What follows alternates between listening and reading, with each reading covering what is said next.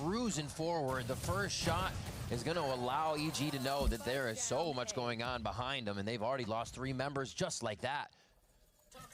Bow could be an answer. Zerona has to wait a little bit for this. There's one. The second they were hoping for, and it looks like this is going to be a quick one for NRG as Zerona starts to get the dancing shoes on. It's swept off the dance floor by Brock, and that's a pistol round for NRG to start off Lotus. You can already see the sixth sense from Zerona into that one, though. Isolating one fight, knowing that one's going to rotate over. Where it worked so well on the backstab right here for NRG was just unfortunate for Bao because he got the first pick, but just whiffed a couple of other ones too, and they couldn't trade off each other. That was actually very doable for EG to salvage, but nothing but errors actually from both camps from beginning to the end, and they need to clean that up right away. I think not paying attention to the B main for Bao at the beginning, especially when his camera's already broken. You have to be wary of those lanes. That's your responsibility as a Cypher to watch that flank. And now NRG is able to score up early with the pistol round. EG grouped up together, just doing some basic stuff, trying to see if they could push the lines away, trying to get some controls of some orbs. But again, this is a tough opponent that they have to play against here. Okay, relax. NRG is currently 10-0 on this map since May 29th. Playing against the top teams internationally as well, from stage 1, stage 2, and then going into the EWC qualifiers to EWC matches. They were looking unstoppable on this map just because of how good they're able to read this map. It shows their versatility too. With everything we've seen them play recently, they're hitting the side. It's just a farm. It's just a farm. Geniuses as they try to squeeze through the utility. A nice little classic with cheese there onto Kiko. 2 more for Brock. Sorry, Scuba got one in between there, and NRG clean it up. And it shows that Ethan's been on the KO, just destroying. And they have other things that they play, but back to this composition for Lotus, and they don't miss a beat. Yeah. Right now for EG, though, with this second round, I still like the opener. You set up this bully smoke that I like to call here on the top of the C smoke. They go for a 4-man push right through the wall, but then Brock finds that perfect timing. But keep an eye on that, right? When we talk about disrupting the lines and disrupting the vision and preventing from NRG of getting information in the round, it's the Viper Wall from Zerona and his lurks. It's what Bao could do with his cages to bait walls. It's what Superman could also do as well. So they have a lot of moving pieces here to force these rotates from NRG. Moving quickly towards Rubble. A quick teleport from Superman. He's going to be the first one. Just gets out of that range of C's. Nicely played. And this is one of the spike down rounds. Okay. Geniuses here. Talked about that Zerona utility. EG take Rubble control. Mono with the spam. Get spam back. Looks like an A take. No one in B main to B split. And so he's kind of a phoenix at heart. But he's been do they just hit B without B main? Because then EG's just trying to force rotates right now and try to force NRG's hand. Oh, they're just threatening blue room. Oh, you saw the barrel, but there's a cross. It's cross-fired by NRG. They're moving up very efficiently with protecting, I should say, very efficiently with each other. As EG tries to move up. Bao still hasn't made too much noise. Ethan's gonna jiggle. Oh, he spots info. For Brock to spam. Because saw that fade, EG here on that door. Bao should start activating in the front of this B line to try to go for that fight. But you see here the rotate back from Ethan. This will be a huge fight for Bao to take. Beautiful timing. Ooh. Clean. Camera opens it, but it has to be a quick decision. This is really just being read by NRG as they get to the site. And they have the Outlaw. They're both one shot. It's a 2v3, still winnable for EG. They have sight. Now they move forward. And the timing. The timing. He knows he has to source the first person, and then they can go for the planter. NRG is being so methodical about this. EG right now, I know this is very early into the game, but the read of the macro and trying to understand the prep that they have versus certain teams when it comes down to the macro is quite nice. Remember the games against Leviathan in the past too, even though they lost it in very one-sided fashion. The way that they rotate and move around the map is quite nice. The execution though, when the camera clears out the site, they have to activate more quickly, but also make sure that they utilize more util to block these lanes, especially if you don't have Superman smokes to really enter the sites. Scuba had free reign on those picks. And that's a bonus round converted for NRG. Okay, it's half 5 for EG. NRG need this game for chance points because they're slightly behind G2. They're able to make up ground, and G2 don't play that well. Then they can secure champs. Yeah, quickly making that a nade first instead of the C's. Really paid off. So it just that round-to-round adjustment for Energy, setting up the chip damage for what's to come. I mean, And EG are doing a good job of drawing out util. Time really turn away from this right side of the map towards A and start to use that space that Bao has gained. They have at least a person controlling space. Here, I mean, it's and now they have to use util to clear out rubble. Could have a great Zerona could have. He loves the challenge. The 1v1s he's been tested in. 2 4Ks in his previous series. Scuba's not scared. DG's already low. I didn't see what happened. It looks to put the first touches onto EG as they slowly walk in. This is nice, though, staying alive towards the water, and Energy wants to play soft site. They have no paint shells to deny the plant, so this gives a chance for EG to build some econ. Sourcing a kill at Waterfall, and that gives time for Scuba to just if he gets Scuba, it's winnable. He's still holding down the site. It gives EG but he just has a stinger. To get any footing here. These spots too. That's a big kill by Zerona. Do a little work and make drawing him in. To turn around. Actually, they're just you might get one. Push Pancakes down. Can't get him for a moment. He's they are low. Scuba, and this if he got Kiko, it was winnable. Cleans it up. 9 HP. It was very close, but a 4th round for Energy. Somehow EG almost, again, in those rounds where they shouldn't win. From the pistol round into that previous round, almost turn it back in their favor. Yeah. It's very low HP in the last 2 players. I think it was Brock and Kiko escaping the site with by the skin of their teeth. Maybe 10, 15 HP each. 10 seconds left. But you saw here that Pancakes also stopped the plant when his team is starting falling down, so it didn't build into the econ to add the extra credits here that could be needed for EG. I was expecting as well with this type of game plan against Energy, and you know that this is like quote-unquote the default comp that you currently see for Energy non-stop on this map of Lotus. I'd like to see EG start exploring a little bit of the attack. EG draw out the nade because EG push out of A. Now they have rubble control, and so now EG are contesting B. They've kind of given up on A. Comfortable role for the IGL to call for the side of Sentinels. We'll see if that continues forward. And now EG are gonna try to take control of Mountain. I was gonna say they got one of the best operas, right? Seems like an avenue for a W. I mean, I think eventually Zerona is gonna try to get some info on Rubble. For a win right now here for Digizine and the squad, as they're very close to having Showstopper online. Zerona is gonna see if there's anybody near Rubble. They just have to put spots Ethan in order. Jump peeking, but they don't know about Kiko. Seems to be favoring Energy. Oh, what a fade eye by Ethan. Kiko's just able to fire safely from behind the wall. Oh, if Val gets, if he got Scuba, would have been a clean sight. There's no dogs for Pancakes. Oh my gosh, they can't even get by the line of scrimmage that Energy is setting up as a defense on the map. We've only seen EG by the site a few times here. Still love the idea. Responsibility there for EG was a lot in the hands of Bao. You wanted to try to sell that fake onto the A site. You're trying to battle in that spot, but nobody breaks that haunt. It becomes free kills there from Kiko on the top of Rubble. Imagine if Bao did get that timing. He already had a neural theft. He gets that pick. It allows here for EG to group up together and hit an open C site. But unfortunately, because, again, when it comes down to the executions for EG, they're missing a little bit of those protocols and the timings. I think they have the right ideas. They're just need to work out the details. Like breaking that fade eye makes the round a lot more winnable. Yeah, had their eco. And Energy is able to come online just like that. And we talked about the composition earlier, but it's funny that it's kind of like they never reinvent the wheel. They're just refining as they come across different terrain, their opponents. But it always comes down to usually having an Odin and an Op, something that teams still haven't figured out from these two and don't use against them. So let's go, EG, bring out the Odin maybe. No. But it's crazy to see that that's always a way, because Brock does now have an Odin as we're coming out of this timeout. Energy are falling into that comfort, and they're going to be even stronger here. Yeah, you're definitely treading into dangerous waters for sure with EG. Now that the economy is strong for Energy, and that you could basically solo hold sites with Brock's util and his gun now. Always very good with the lines that he takes.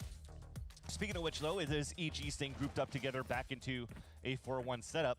This could also determine what type of play we could have here from Energy, seeing if they could get some picks. If they could triple swing, you get lucky off a pick. I wouldn't be surprised here that they start using their ults to gain more space. But as they tap around and you're seeing a lot of that util from Energies towards the A site, they have no choice for Energy but to keep players anchored up on B and C so far. Just a hair off on a few of those spams. The reload allows him just to set up on a new line. Vice util triggered. They probably realized Bao's going to be rolling around the map for this, but have a good focus. So on entry, they get a trade, and DG has the Odin. Mata scoots in and scoots out. Mata has ult. He can contest. Instantly taken out of the air. Okay, Bao needs to stay alive. And now they're going to start giving the medicine back to NRG. Oh, just getting away from Ethan now there. GG needs to kill Scuba. Looking to rein in the Wow, what a players of kill. Evil Geniuses, but he's mowed down by Digizine. A neural theft here for Bao, just to find out where the brains of Energy are going to be coming Trying to bait out the cross. Ethan Oh, gets one. Been in this position so many times. and he knows DG's low. And with 10 bullets left, he What's has up? more What's than enough. up? Playing What a the kill by time Ethan. and the pressure on Digizine. Ethan goes for the defuse with a I'm doing smile, and good. What NRG about pick you? up What about you? 6. Add another one to the clutch column there for Ethan. With the experience that he brings year after year, and that was looking so good for EG. Stick around, wait for the sprays for the Odin to count down. The macro for both teams was actually quite nice, because you would expect here as I mean, I'm rooting for EG. I want this to go that's why Energy still 3 have maps. 3 players in the site, or 2 players to help them out. So they have But right now, 3 it's not a players good set up. look. I mean, technically, it is Energy's map. Too much space, EG took over, But- and it comes down to a 1 versus 2, despite having information that you're not playing off each other. And unfortunately, It's a little loses bit grim another right now. man advantage scenario from the past games that they've had. It does continue to plague them. Pancakes grabs the Odin. They're going to try to get on lines. It's so effective on Fade, too, because you're playing off your haunt, not waiting for one. So those spams can come right away. Have to pay attention to those for sure. Bao and B main. See EG still on their side. Looks like a C fight off of DG's nade. To start and clearing them out before they take space. So the Viper is no longer on A. To be proactive around the map for EG It's a right now. 1-2-2 right now, but the Viper is rotating. Or in this case, Scuba's rotating. You see Bao also in front of that B main, looking for a pick on that side as well.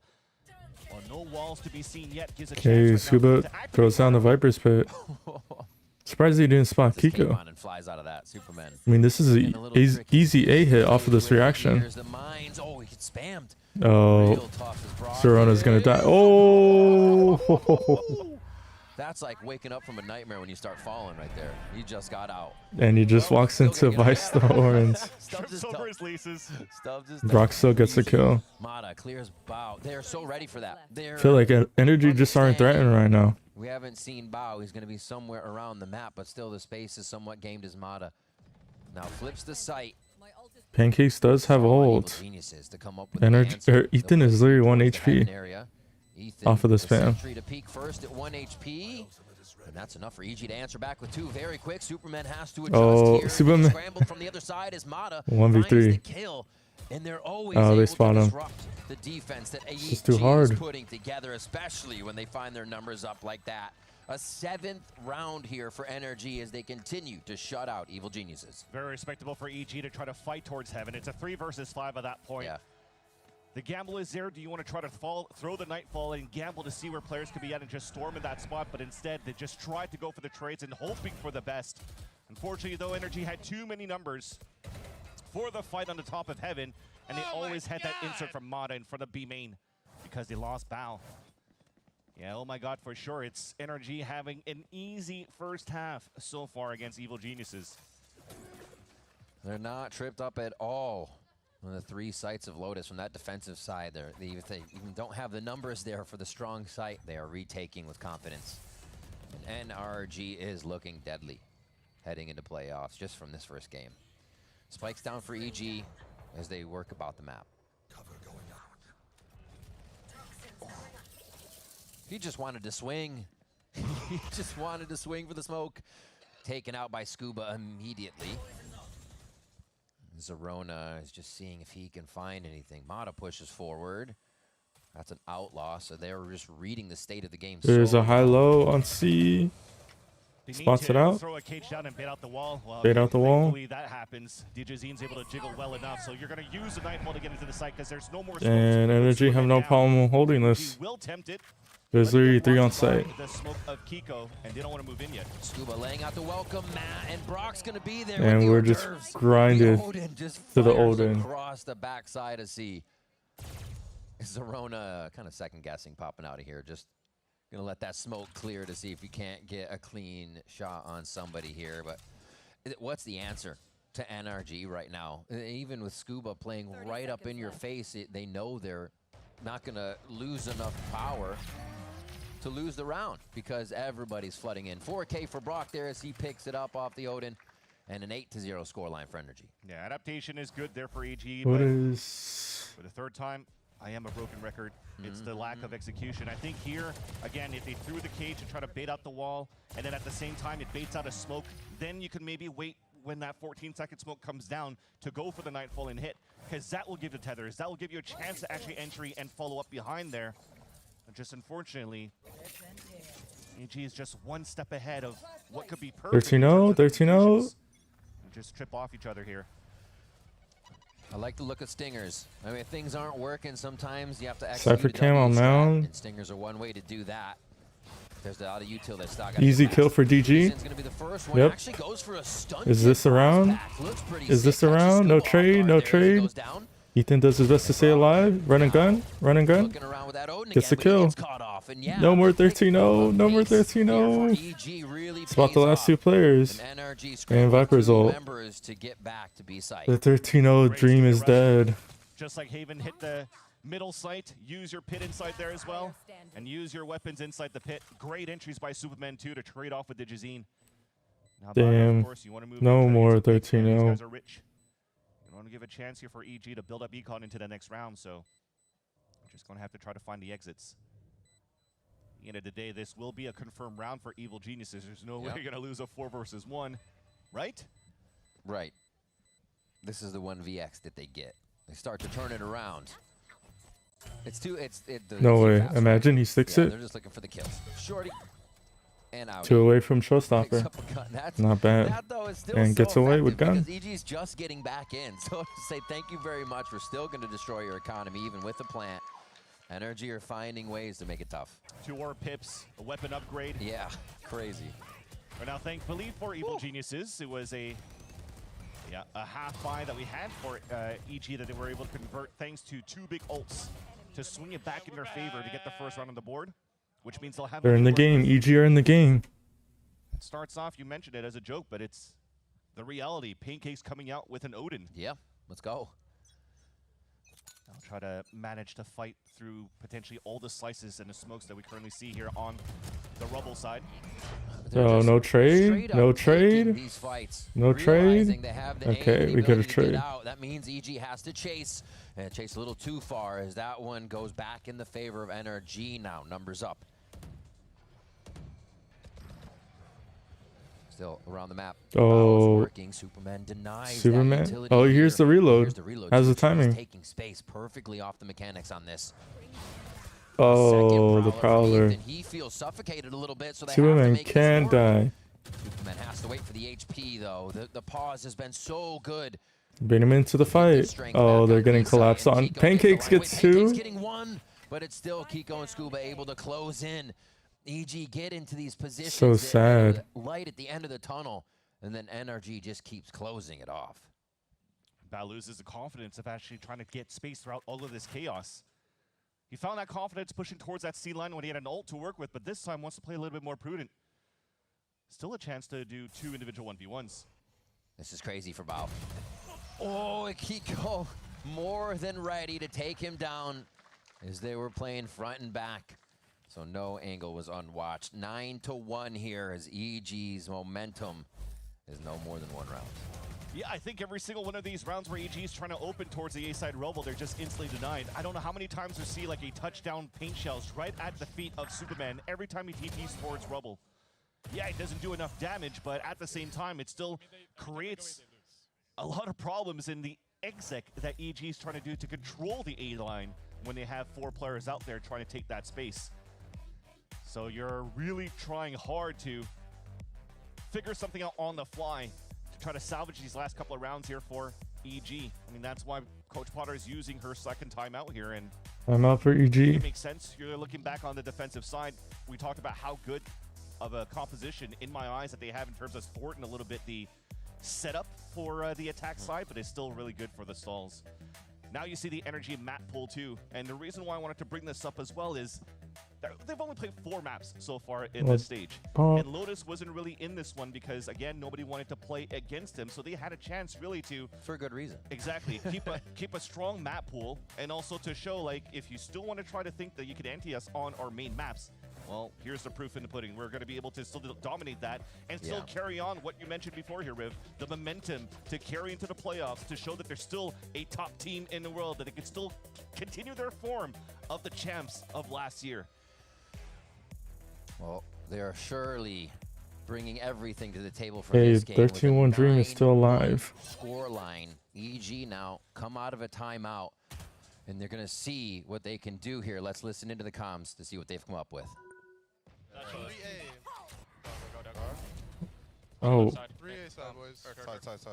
Let's fast pressure this guy. Yeah, On we the have right, to on the come right. back. Get ready to retrace A, boys. oh, the whiff, the whiff, the whiff. No wall, no wall. It's like No wall? a deep wall sometimes.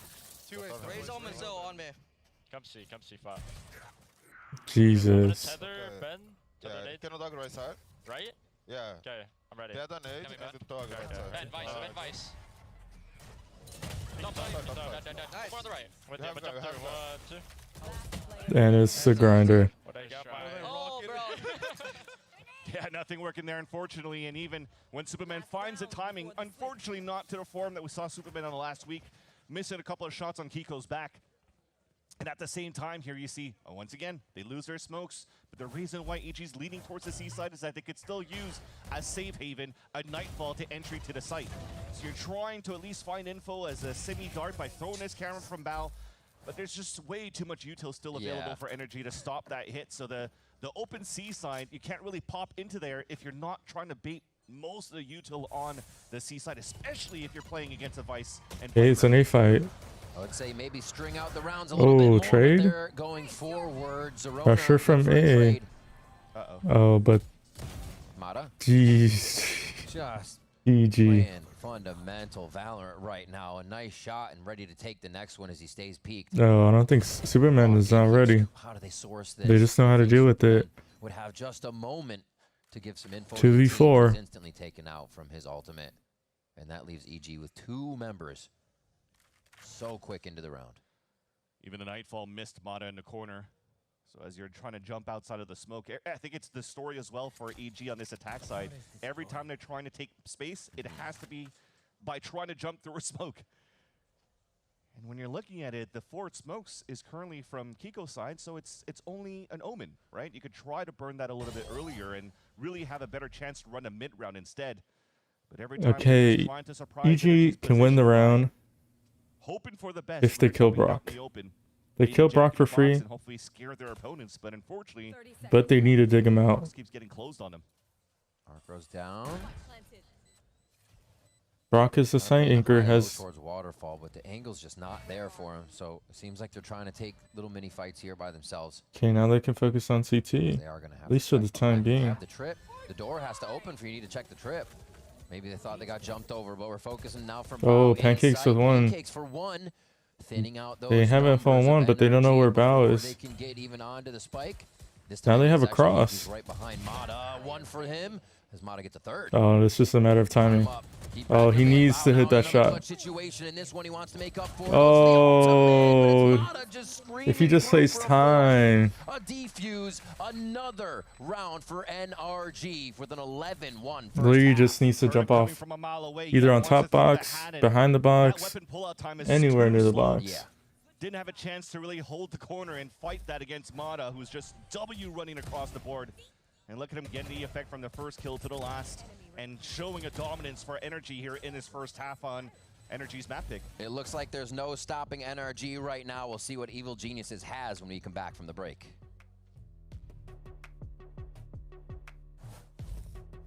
Yep, that's me. You're probably wondering how I It all started when I got to the FIFA World Cup, and wow, thousands of Verizon customers. Oh, you got the free Verizon tickets too? No, I'm with amazing seats. I'm sorry. Okay. And even pitch side access. Are you? David Beckham. A Verizon customer. This used to be for players. Now it's for Verizon customers. No one gets you closer. Only on Verizon.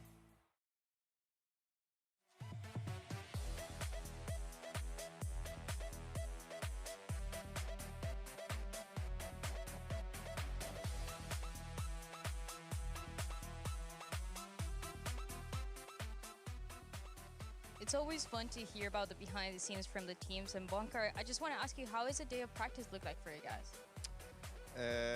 A lot of fun, to be honest, all the time. Just a lot of talking, a lot of fun, a few pracs, a little bit of offline time running around together versus no opponents, and just going wherever the flow takes us. A lot of fun, maybe a little bit of practice? Yeah. Thank you.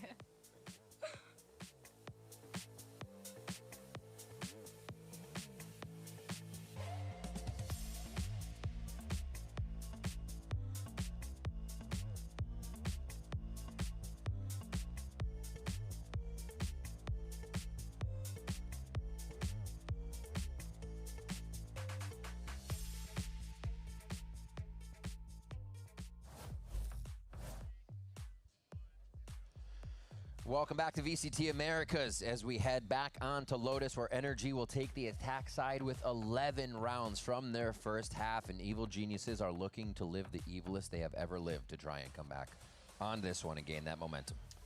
Yeah, usually when the stories of evil plans, they usually get worried about the heroes, right? So hopefully the evils wins today so we can have at least a close game on this first map. This is the beginning of that story arc. Yeah, let's see. Lots of them looking to fight towards the A line, but 13-1 is now on the cards. No matter what, right? You have EG playing a Cypher. The camera is probably going to try to spot some players above the wall, so maybe they could spray through that, but outside of that, it's just Energy stopping and rotating all over towards the seaside. Supermen should be able to TP out to safety. They may chase past the trip. That's the hope. If they hit, if Energy hits C. Superman takes no damage. Trip is still up, which is good. Didn't actually hit the trip, so they have a chance to work off for this on pistol round. Oh, no tags. Quickly cleared. It's just a C hit. Oh, second kill was so lined up. Zerona didn't really have the crossfire online until now. Okay. 2v4. Good stuff, Obs. Still doable. Shot, and now Energy making a case. Yeah, Zerona, I think we wait for our team. How many times have we seen No? this? Great shots for sure. And now they're just grouping out to play the numbers for EG. So player advantage once again for Evil Geniuses. And this will be the story if they could actually start turning it back in their favor. Lots of mapping time to work with, though, for the side of Energy. Getting outside of the radius where they're not going to get hurt, and especially with the haunt being thrown, that's not going to have be available, rather, once EG starts to play the retake. We're going to have deja vu situations of Scuba running to another site here to plant for a clutch. This time, just a teammate and a few more on the other side. Okay, EG gave up sight. Now it's winnable. It's extremely winnable for Energy. Point on Lotus versus Evil Geniuses. Kigo jump spotting, sees one. Misses out the smoke. Grenade. Denying util. This favors oh, right now. They just walk into a high-low. Pancake. Oh, he does it again and again. Pancakes needed that one. His name wasn't on that clutch list. Scuba brings it to 12 for NRG. Yeah, if he actually was one of the OGs, I mean, I feel like that's a common play. You have to. Definitely would be up there. But he joins the roster a little bit later on in the year 2025 and is able to move. You have to dig out that Heaven player. The Trophy of Champs with Mata as well. It's a party over there. They're buying a lot of sheriffs on that pistol round, and they're moving around because who's going to be able to trade with you? Maybe one, but you're always getting that guy with that damage. Yeah, and when you're looking at the state of this map as well, when the Viper Wall comes down and the smokes get dissipated, there's such big open lanes for the players to fight. So I love the pistol look. Now it's desperate times, now it's a force. EG, 4 spies for the rest of this game if they could actually come back in this one. But as we've witnessed, everybody's been watching this game, right? The same game as me. It's pretty one-sided Good so pick far. from DG. Should be able to end here, but thankfully, Digizine is at least able to score up a first blood for the camp of EG. Yeah, making some noise, pushing that A main. No charges. They're wondering if he's still there. NRG taking their time to reset on the map. They've had full control, Spots so they too. realize when, like, wait, we've lost a bit of vision. How much they change their pace and go right into search mode to make sure it's not a problem for them. You Brock on just the other see side, Kiko because nice Kiko was info into crouching. space. That's where they're probably going to start seeing for energy as well when and if Bao keeps sending out Spike right now is an towards this A. site, remember why maybe some players and some teams decide not to use Kiko Cypher anymore. has the right gun for the Once they fell in situation. there, breaks all of the kit. There's no more stall on that side. Question is if he's ready. Left. About to phase 2. He knows he needs to get the smoke. Oh, off it's a B first. split. It's a Use B that split. util. And now they can get a double push in here. Paranoia is just on their side. Oh, it was about to It's be a B traded split. out. But the timing's there for NRG instead. Oh, needed that kill. Zerona, oh, he got Needed his head that on a swivel, kill. and it doesn't even matter. He's iced by Ethan. GG. As Digizine peeks in with that other sheriff just to creep in by Bao. And that's quick work GG. for Kiko and NRG. 13-1 on Lotus. Just like that. Blink and you'll miss it. The champs are in form. Definitely in form, especially Kiko finishing that map with a quad kill. GG. Overall, when you're looking at it, they are definitely in shape from top to the bottom. The macro around energy and also the clutch scenarios that they were put into were just easily taken over by the side of energy. So looking pretty good for their side to also try to be the only team to have an undefeated stage in the Americas right now to try to complete out of 5-0. And so far they're looking to speedrun it there. Yeah, they are speed running it. Let's see how much EG can slow them down. We are going to EG's map of Breeze to see if they can bring this one back. Don't go anywhere. More VCT Americas right after this break.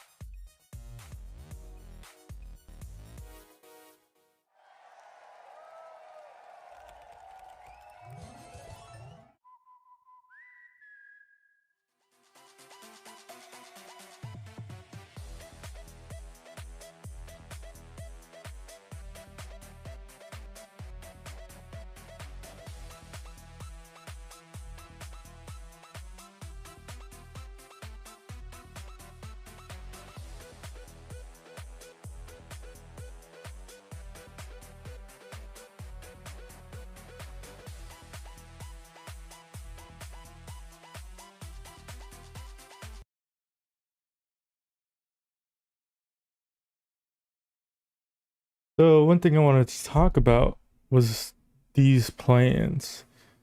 I think the only teams that have been doing plans is EMEA, and if we show the bracket real quick, I think this is a bit concerning for tier 1 teams. Obviously, you know, the bottom of the barrel tier 1 teams aren't that great, and so this is a bit of a bad sign, especially for these teams that want to make franchising.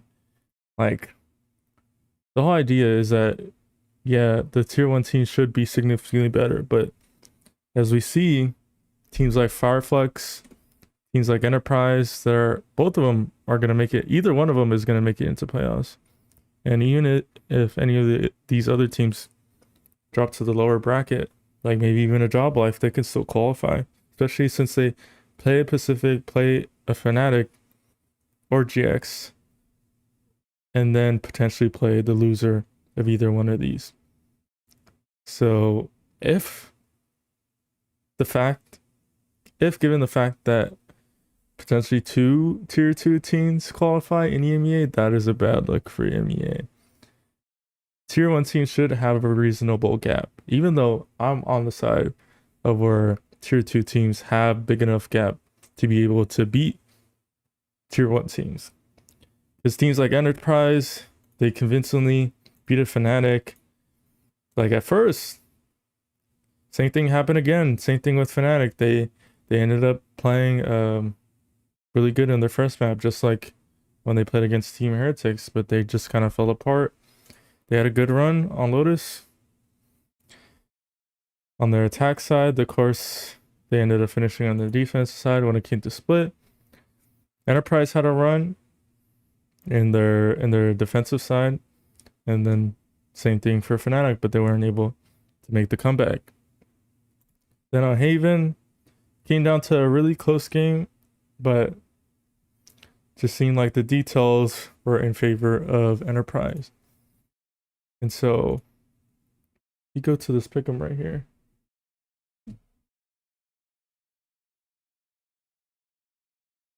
What do we have right so far? So I predicted Navi. How much time do we have? Real quick. Okay. So I predicted GX. This is the only one I got wrong. And I had no idea about Fireflux. Even though this game was kind of a 50-50, even though like Pacific, I knew that they weren't going to be that good. And so there's a high chance of an upset here, which was fine. But when it came to Team Heretics and not knowing anything about this team, I was pretty surprised that they beat Heretics convincingly. Like, I've been pretty down on Heretics, and I know that for the most part, they've just been a mediocre team. And so when mediocrity comes to a tier 2 team that's hungry to be able to make it into playoffs and potentially make it into champs, then that is a bad sign. Like, on a bad day or even on a decent day, tier 1 teams should beat tier 2 teams. But again, I'm on the side of where tier 2 teams have leveled up. They have been more competitive. I think that should be the general outlook on things. But with that said, I think it is a good sign for when it comes into next year, where these tier 2 teams are going to be in a playoff format with tier 1 teams. And so they have the chance to knock out these big teams and show that the gap is not as big as you think. Team Heretics, if they played last year, then they're obviously beating any tier 2 team. But the fact that they've been pretty mediocre shows that the gap is rising. And it's going to be pretty interesting when it comes to Americas. When we get into play-ins, where Crew, MIBR Sentinels on the same bracket. That's crazy. For a team like Crew, a team like Envy, get to play against these tier 2 teams. And so a team like M80, a team like Bestia, even a team like 2G could knock out a team like Furia, Cloud9, Sentinels, EG. And so so much and has been looking so good on it. That said, though, EG is also 2-0. that is pretty interesting. Yeah, I mean, the one thing that I'm looking forward to is in the one round that they won on Lotus, it was just them right. Yeah, GX, I think this is a German team. But Foot Advance, Turn of Fire, Advance, and then I'm happy with the result that ends up coming out of this situation, where there is a tier 2 team that will qualify.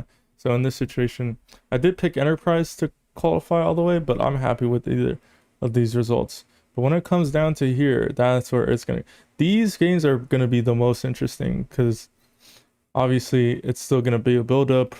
I believe on Wednesday it's gonna be this games, Thursday, Friday, Wednesday, Thursday, Friday, Saturday, Sunday. Yeah, these games are going to be intense, because most likely that's going to be a tier 1 team potentially against a tier 2 team to qualify for the last spot. If I'm correct.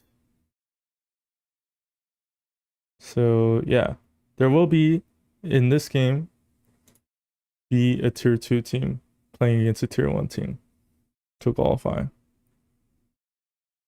So that's going to be fun. That's going to be fun to see. An opportunity to shoot some shots over to the EMEA squad. So well done. And let's hear what Coach Potter has to say ahead of map 2. Map 2 between EG and Energy is going to be Breeze. And Potter, you're undefeated on this map, and the 2 times that you got the chance to play, you closed out that series. But you're going against Energy, who are also pretty good. So what is the game plan looking like? Yeah, and the challenge is we just got bullied in map 1, right? So that mental reset is definitely, but this is exactly what today's match is for. We were trying to prepare for play-ins and work on that mental fortitude and gain some more confidence. So we're ready. We're ready to actually play our game in Breeze, and I'm confident that we will. Bunker was talking about how he didn't expect you guys to pick Breeze on them. So is that because of that, getting that experience right before playing? 100%, 100%. Obviously there's going to be a little bit of anti in there here and there, but we're sticking to our game plan and our comfort picks. All right, good luck. Yeah, nice to hear Potter talking about the mentality there. And I actually had the chance to listen into EG's comms during that 13-1 loss. And I will say that all in all, I approve of the mentality of Evil Geniuses. This is a team that's playing against an undefeated squad, but they didn't feel intimidated inside of the rounds. And I also didn't feel like they were afraid to make mistakes, or they were playing like they were just going out there severely outmatched to NRG. This is a team that was focusing on micro details round after round. Oh wait, trying let me to close the make some tabs real small quick. adjustments and find that improvement going into the next round. I hope they're going to have it here on Breeze. They seem pretty confident when I was listening to them. Ribbon Bands are going to be right back with map 2 just after this short break.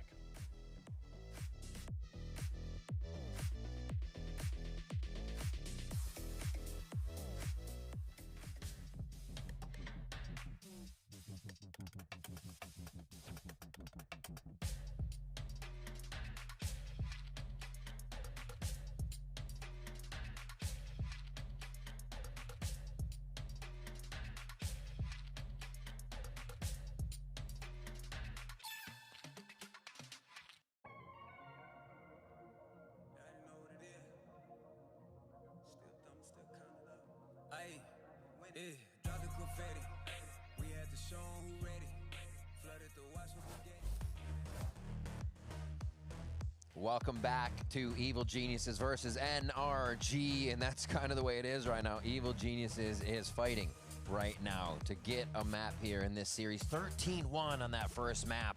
I don't think NRG is going to be letting up here as we get to Breeze. You heard Bonkar there in the desk talk about it. He was surprised EG wanted these maps, and we can see why. Well, for Coach Potter, it's to mention we wanted to get the reps in. We wanted to get ready for the play-ins and also work on the mental aspect of things. You know, they let a 12-5 slip against MIBR, then got owned by MIBR on the second map, 13-2 on Ascent.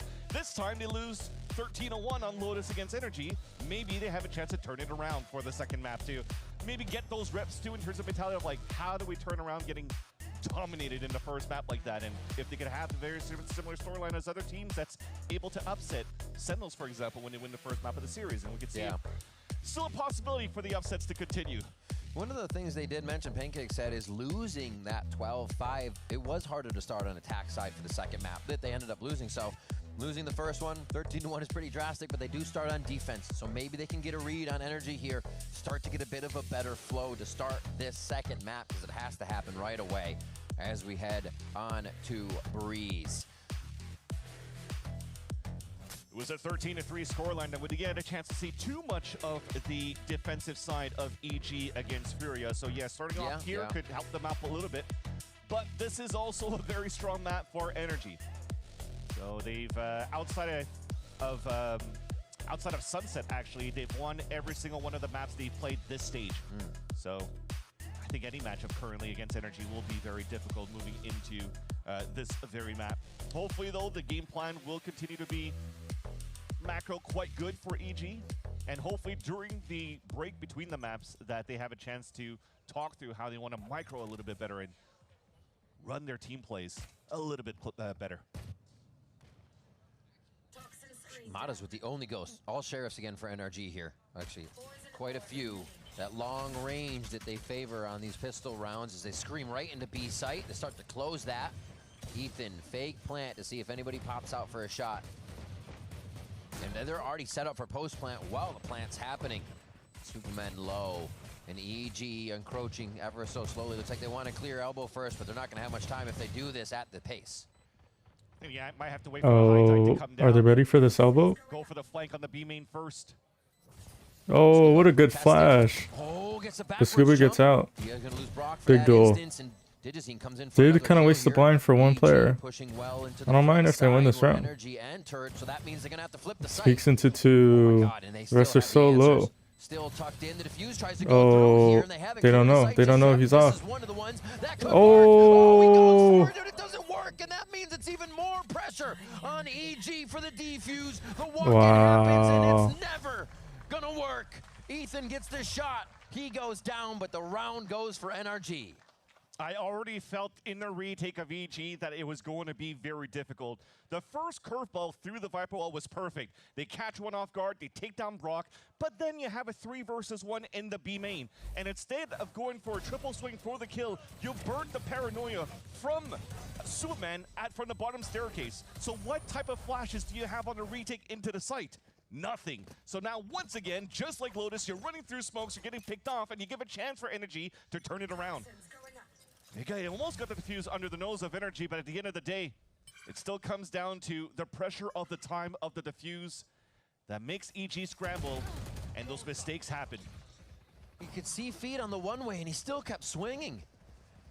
Oh, EG is kind of antsy. They're hungry to get these plays, but also forcing a few errors for themselves. As Energy get the plant. They'll be able to set this one up nice and easy. Evil Geniuses will look to just die to the spike here. It's so clean. You hear Energy in their interviews, and they say every game is a we-must-win game type deal. Doesn't matter if it isn't a championship or not. So that's why they always look unstoppable. Well, that's why you want the championship point as well. This is the last one you get before you get into the playoffs and see how deep you go in the standings to get more points there. And they're what? If they win this one here, they're going to be 1 point away from tying up with G2. I think it's at 17 points. But most importantly, you know how difficult these matches are once you get into the play-ins. Just like Ender said, what's happening currently in EMEA right now, so many Tier 2 teams are actually upsetting the current partnership teams in their current runs. So we could have one of those games. We have M80 for Christ's sakes in our rosters, right? They could knock down teams like Energy, and if you fall down early, thankfully, at least hopefully, you have the safety net of the championship points to get through the champs. Yeah, M80, they might be one of the most hungry teams that have been on the cusp of finding themselves on that stage. Bestia, 2G, teams that have had players on this stage that are going to come in very hungry that EG is going to have to worry about. Super excited for that, to see the return of a lot of these players from partnership and probably come back with a vengeance, which, again, we're currently seeing that in EMEA. Magnum, Patty Tech, having a good time so far. Well, so is NRG, as they are controlling this game and look to steer it straight towards mid and use that harbor wall for Kiko to break the side open. And he's really just the one kind of selling this. They want to see how much EG will move for the bonus round. Spam through, though, as Dizzyzine gets that first kill and Bao will answer across the map. They're finding the back of NRG the whole time with the little inserts EG has had. Oh, what a stinger. Pushes forward as they have to make room in the site, but it's Dang, Ethan, what did that stinger do? What did that stinger do? Bit more, and the stinger's only going to do so much from there. EG come back for the bonus round this time. Yeah, stopping Energy's bonus round is a great start. Not getting it converted last time around there, just like on Lotus. But that said, Energy's walking into this rifle round with their own null command. You're seeing how Energy won this round. Lots of sprays through smokes that got some kills, and it's just a little bit harder here for the Stingers to play that long range in an open site. We'll see right now if Energy will try to go for some sort of a hit with an null command. Shadows traveling. Decided to put it on. Yeah, it could be a very well a fake to that. Oh, wait, the pop flash pulls Zerona's ult out immediately. You have to be kidding. That's crazy. Guys, moving over with the rest of the team. Probably null command into the A site as well. Yeah. Hey, it's going to be an A hit for Energy. Only one person inside this A site. Dash in, take that space. Super textbook here, but Oh, Superman mix Superman's things up. gets one. Timing works for him. Gets Super two. decided not to That's a peek, and bonus. He's gonna be able to clear him as well. It takes a third just to take the Superman down. Waiting for that wall. Okay, Mana is planning towards backside. Looks like they are gonna try to take the fight towards her, at least trying to gain some space. I mean, Ethan is in no man's land. Good blind, but DG is blind and runs into the molly. Oh, it's a 3v3 now. Bow? Bow? And Bow gets 2. In this, oh, the late drone. The jig is up for Brock here. It's gonna take Guys, guys. Protect Spike? No? Oh, I guess we're not doing that. I guess we're not doing Bao that. and Superman did whatever they could there. They each had a 2-piece. That means that there was only one player remaining, being Brock. The util was great for the wraparound for energy to just stall, delay. Perfect plant scenario as well, plant position. Oh my god! That never puts them in a place where they were supposed to play an A main in the first place and gives enough time. That's the reason why that plant went towards that back of the site so that Brock could wrap around. Maybe not necessarily go into a clutch, but man, does it make a nice little highlight reel for energy. That forces the eco for EG. That is insane. I mean, you only hear it a few times, but he can use more than the Odin. That's for sure. Holy moly. How do you answer when you have these rounds for EG and you get deflated like that all the time, Vans? It's tough.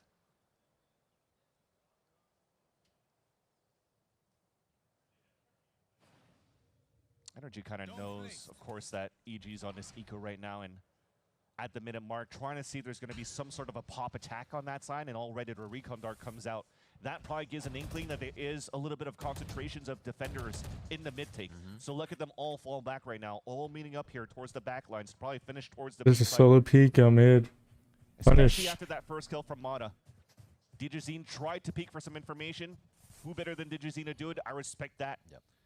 He's the one that you definitely need in a roster for EG to score these first blood, especially if he has a nice pistol to work with. They're reading the elbow play. Oh, what a nicely classic. timed on Mata, trying to get that high tied up. Good walk out towards elbow. They could pick up the gun. It looks like they'll have time to do it. They're already pinging towards it. And they get rid of the ult in the round. They need to get the plant down and set up a reverse site here, knowing everything's been flipped by evil geniuses. They pick up the gun. That Scuba kept his Viper wall, so Energy knows they have to go anytime a rotate towards spawn will be arches.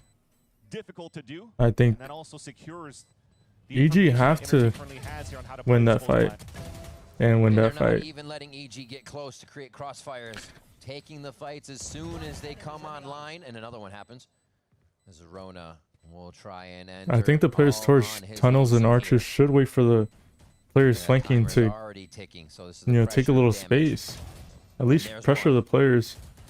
Ooh, the swing puts great protection. It is between planted him for and the player Brock in to arches. finalize that kill. He's going to be able to get half here as he swings it, and that's going to No be time. the time that NRG needed to shut him down, shut him up, and take the round right back in their favor. Good on Zerona to go for that one, though. Yeah. There was an eco that you had for EG, so you build the econ, the max bonus, you get rifles no matter what in the next round. But on top of that, getting the 3 kills makes it expensive for energy. You're getting closer to your run it back as well. You're forcing these peaks to happen, so.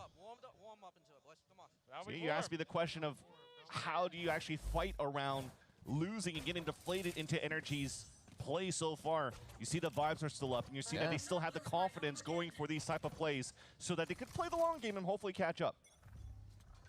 And the operator now online. You talked about that in the first map.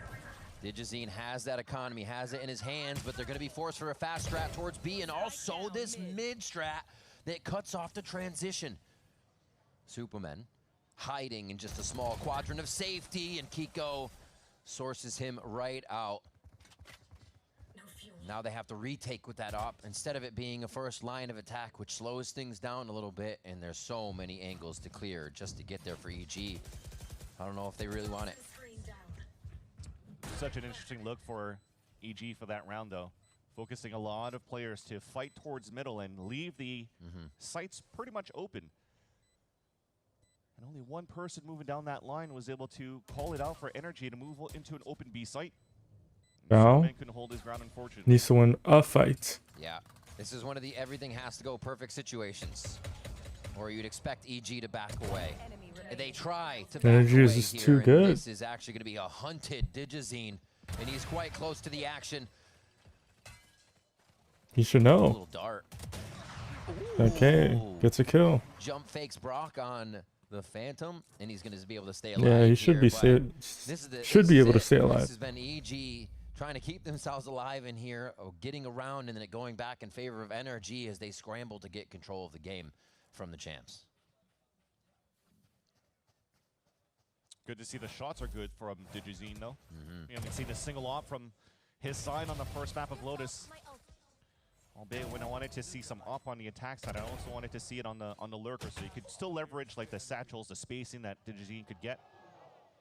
Yeah, this is a very easy series so far in the eyes of Energy are Wildcard. just sitting on the Almost like couch. he's in a They don't Tesla, care. speed They up, know they're gonna win the game. autopilot, just watching the game Just a matter of what. unravel into his favor. And how many rounds they're gonna But give for Coach EG. Potter, it's a little bit more work that she needs to do right now with the team to clean up the act on their defensive side. Yeah, if it was NRG's idea to really put what they practice into plan, man, they are getting it round for round. Almost like having the ref being able to reset and like, good, just do it this way next time, and then they can. So EG looking to steal away that freedom. You talked about the vibes. We heard the vibes from Superman. It's just warming up. We're warming into it. And honestly, a 5-1 scoreline isn't all that bad when you know alts are about to come online here to start to turn around these instances, make it happen. Seeing here, Kiko going into the jet, so playing a lot of agents for energy within this stage, being the Swiss Army knife for the team too. And you also saw, especially when it comes down to map like Sunset, where they were so far haven't won a single game, but trying different things to make sure that they could have a deeper map pool no matter what. But Kiko is definitely not only good in terms of the agents that he plays, but the firepower that he brings. He had the crowd buff going into Masters London, dropping like +20s against the tops of the world. And then even in the first map, even had like a +13 or something like that on Lotus itself. So he's definitely finding his form, treating Americas like home, just like London, and farming against EG today. He is an international player for sure. Like, he brings it at home, but it's great to have. Oh, like that. spots. Gotta get crunch. We're going swimming this round. Reckoning goes Pops out. High tide dash. is up. Doesn't get one, but has knives. Stays alive. It's gonna be a hard retake though, especially with Viper's Pit. Because of all the controller util. Quickly planted. And they're actually taking a deep exit towards the ult here to make EG have to walk through everything and take that damage just to source where the spike is. All right, pancakes. Dart's about to go out, and the team's going to try to act off of this. They see nothing, but that's also Okay, do they get Kiko? Isolated by himself. Loses nice, doesn't get traded. Already looking him dead in the eye with the daggers. Need those trades, man. For a close-up fight here. Pit still controlled. They haven't even done anything about the pit. Yeah, yet. they should save. Pick up the pace here if they want anything to happen in this round. Players with guns should save. No time. To source out the information. Start running, Zerona. Keeping him in here with the spike as well, which they've already made it out basically scot-free. Kiko goes down in the end there, and a 6-1 scoreline for NRG as EG just looked indecisive. Kiko is just trying to tighten his shoelaces so he can close the gap on. We're already halfway through the map. To work with after the blade storm, so couldn't take the weapon away from Zerona's hands. But I We're already halfway through the map, and it's only been an hour. To catch some players off guard when they We're halfway through the second map, and it's only been an hour. Through Digizine's op, and then maybe you start upgrading weapons as you throw with the running back in there. But NRG gave them nothing to work with in the post plant. So staying very composed. Despite them having such a one-sided victory for NRG so far, they're still making sure that they're playing the cleanest Valorant and not overheating in these scenarios. Oh, in a tough spot. One going in, one going out. This is huge. He sees the freest kill of his life. A nice protection from Ethan and the crew to keep that safe, and they get out. I don't blame him. It's one of those plays where got scratched. I lie. So did Scuba. you see there's Silver's running, so he's defenseless, so I'm gonna fight the other players As they go from site to site. that have their guns out. But if you at least don't get one of the players with their guns out, that looks dumb. I'm just saying how it looks. from Pancakes on the top of mid. Oh, Nice to Jazeen. get your ace. Get your ace. Get your ace. Keep. Ooh. Get your ace. Get your ace. Get your ace. Pull out your up. Pull out your up. Pull out. Yep. Oh, if they throw this round, I swear if they throw this round. Okay. DG said, I got this round. What a beautiful round by Digizine. No, I don't know about the rest of you guys. Like I said, Energy had so much information to start rotating on the other side, knowing that the B site's open. But these type of shots, super clean from the star duelist of Evil Geniuses. Top of the ratings when he got dropped. Is that Charity? Was farming in the VCLs, but also in Ascension in itself. Seeing how and why Potter looked for a player like this. Yeah. The amount of first kills versus first deaths that he's able to bring for a team has been so good since the Lao days to the VCL to even show it in this stage here. Get killed by Val. Oh, DG just punished. That can make Energy accelerate. Taken by Ethan though. It's a straight A hit. No other layers in the round. No flank. Just a straight hit. So NRG can really sort out the space they want before engaging again. EG close to that first pyramid here. Okay, 4v4 retake. Wait for Zerona to get in. It's a smart play for the wall and the flash. Pancakes drones with no cover. Pancakes dives to Amali. Val gets one. Zerona gets one. Flash. They need a... Oh, Ethan just wasn't ready for the fight. And do we lose this? We don't. Superman takes down Mata and the defuse will come through. That's crazy. The retake just started off of a 40 kill. In the back so that Mata could try to find a timing.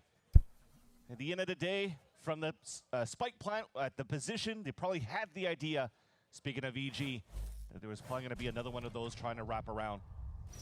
Worked out well. Like I said, such good delays coming out from the wall cycles out of Energy.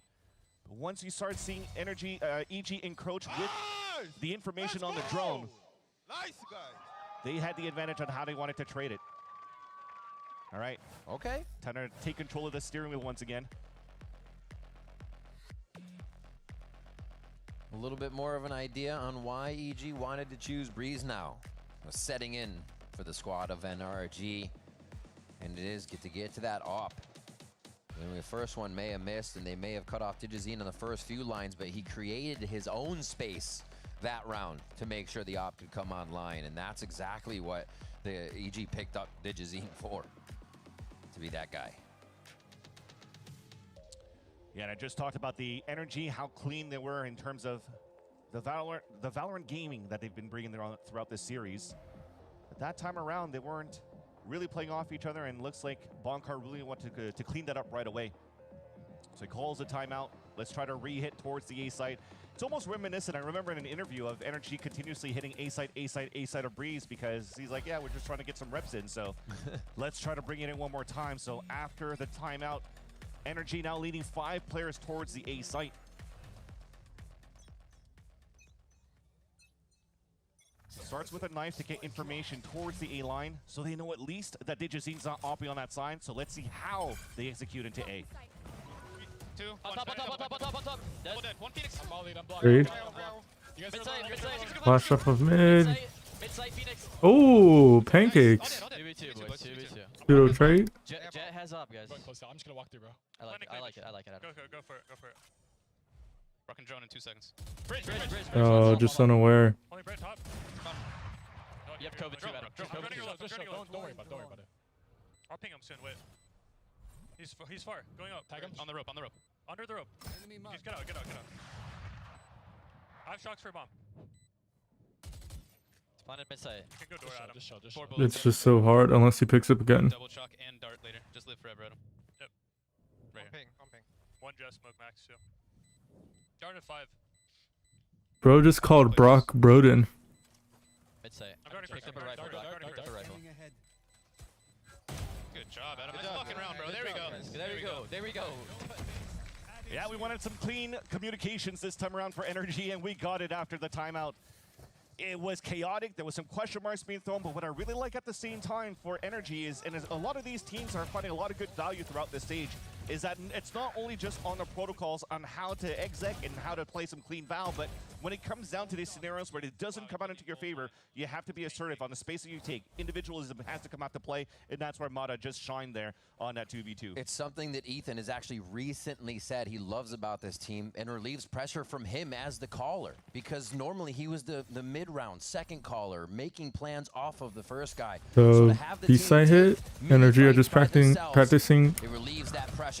Here, their he's the flash pressure as they head execs. into the site. Scuba relieves that on Superman as they creep right. They haven't even without put too up. much trouble Oh, here. they just put up On the Viper Evil Wall. Geniuses up the gut. Pancakes hits out the Hunter's Fury and just misses out on a kill. But Mata Pressuring sources every when they're point fighting on all fronts of the here. map. They're still attacking in the post. They don't plant, have spike and down. EG's just not ready for. I mean, they didn't plant, but still pushing, I should say, in that site. Crazy stuff that Energy just aren't stopping. Best insert EG has right now is Bao in the window, though. They don't have him accounted for yet. Oh, get spike down. It counts. Quickly taken down. Trade 1v3. Now they know where Zerona is. Has too. ult, but it's hard to use it when he doesn't have info on any other players besides the spike planner. But he's gonna have someone lurking on him too. Jeez. Doesn't even have the angles necessary, and Brock takes Jeez. it down for an 8-3 now in favor of Jeez. It's just unfair. I think outside of the This goes back to what I was saying about tier 2. I get EG are kind of having an off game. I think they could perform a little bit better against Energy. But tier 2 faces EG against a decent to struggling EG, then they might farm. Just like Energy. Not to say that Energy's they're on the same level as Energy, but a lot of these tier 2 teams are momentum based. If they have a momentum base against a struggling team, Energy are leaving then it's just so many wraps. gaps on the defense. First pick off of Kiko. Bao gets info. Get sourced kills here in the beginning Lives. of the round. Extremity, but they've lost B. Kiko goes down right away. So the question is, how do they get in now? Reckoning in pit, maybe? Yeah, it's gonna simple. have to be the full team though. Everyone behind it. Walking towards B. For a shot first. EG aren't really taking any space. See if they can't get They in. really haven't made a play to control mid besides their anti-eco, I believe. They've chosen the soft site. And they're actually just gonna walk it in. And why not? If it can be for free, you take it. Ethan drops Superman just like that. He's just not ready to fight the angle. But it again, they're trying to be quiet about DG it. gets info on 2, 3. DG's by himself. He said, I'm gonna win this round until he dies. Until he dies. And Energy, when they're rooted into this site, are so hard to dig out. Brock gets a kill before They kill. do any damage.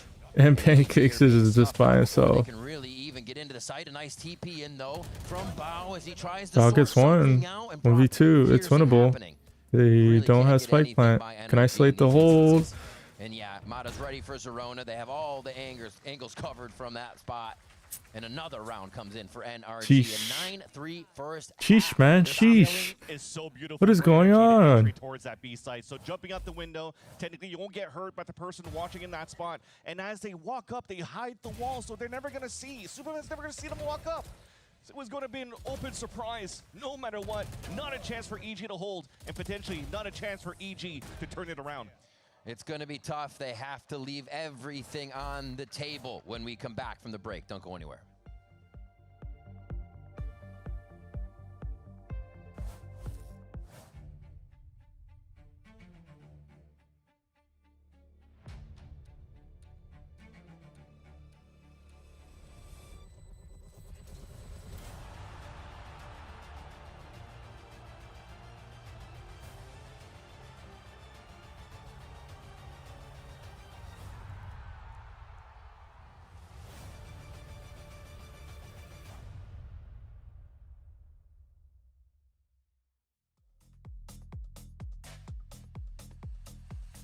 All right, we're in a break. Now we can talk about anything we want. But I want to look at these standings. So I guess the next game, well, we all know Sentinels lost. Of course, when it matters most, Sentinels lose. Same thing happened last stage. They lose against Energy to qualify to playoffs, and they end up losing. Same thing. They play a crew that hasn't won any single game. They literally lost against C9. And Sentinels lose to them. And so Sentinels lose out on a chance to be able to skip the plans and go straight to playoffs, or they may face a M80 team. And then the next game, Loud has qualified for playoffs, but it determines who's the first seed. And the first seed is a huge advantage. Not only do you get to skip all of these plans, but in playoff, you get to skip a round. So the winners, the top 2 winners in plans are going to be right here. And the second seed of each group is going to be right here. So we have the second seed. Obviously, Energy already clinched because they beat Lev. And so this would eventually beat Lev. I don't know why they haven't put that yet. Second seed will eventually be Lev, and they're going to play the winner of the plans. And so in this game, pretty much determines if... Oh, wait, actually... So Lev is actually going to be here. So Energy, Lev, they're in the same group, is going to be right here. And then the 1 and 2, which is Loud and 100 Thieves, are going to be right here. So all they have to do, again, for the first seed, is win this game, they go to champs.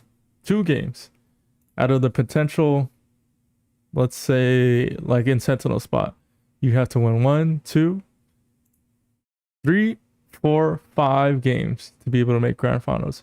And say like a team like Sentinels, they lose a game, they played 1, 2, 3, again 1, 2, 3, 4, 5, 6 games. And in this stage, the losses reset, so you can always go to a lower bracket. So the max games for a team like Sentinels that did decently in the group stage, they could play. The max games is 1, 2, 3, 4, 5, 6, 7, 8. 8 games, and a 9th game would be to make grand finals. So again, I'm gonna double check to make sure. So 1, 2, 3, 4, 5, 6, 7, 8. And the 9th game. So 8 games just to qualify and make it to champs. That's the max amount. Oops, we're already in. Main, and quickly scooting out. Mata's gonna reset for a rehit. Jesus, man. Click. Oh my gosh. He just denies everyone else. Him and Ethan doing some crazy classic work at the front of A main to make EG. So DG, or not GG, EG but they rightfully so. went pistol. Oh, made a mistake because I was a little distracted. So the UTO clear comes out and they realize, wait a minute. We have this space for free. And this is their anti-eco. You've been able to source a gun. No, Zerona's kind of deep on that kill, so it'll be protected. We're working off. Zerona is 2 away from ult. They're just They flashes behind the team's protection. They've killed a few Phantom for Superman. They have a high-low. It's a little dangerous. Did they pick up the Phantom? Did they pick up the Phantom?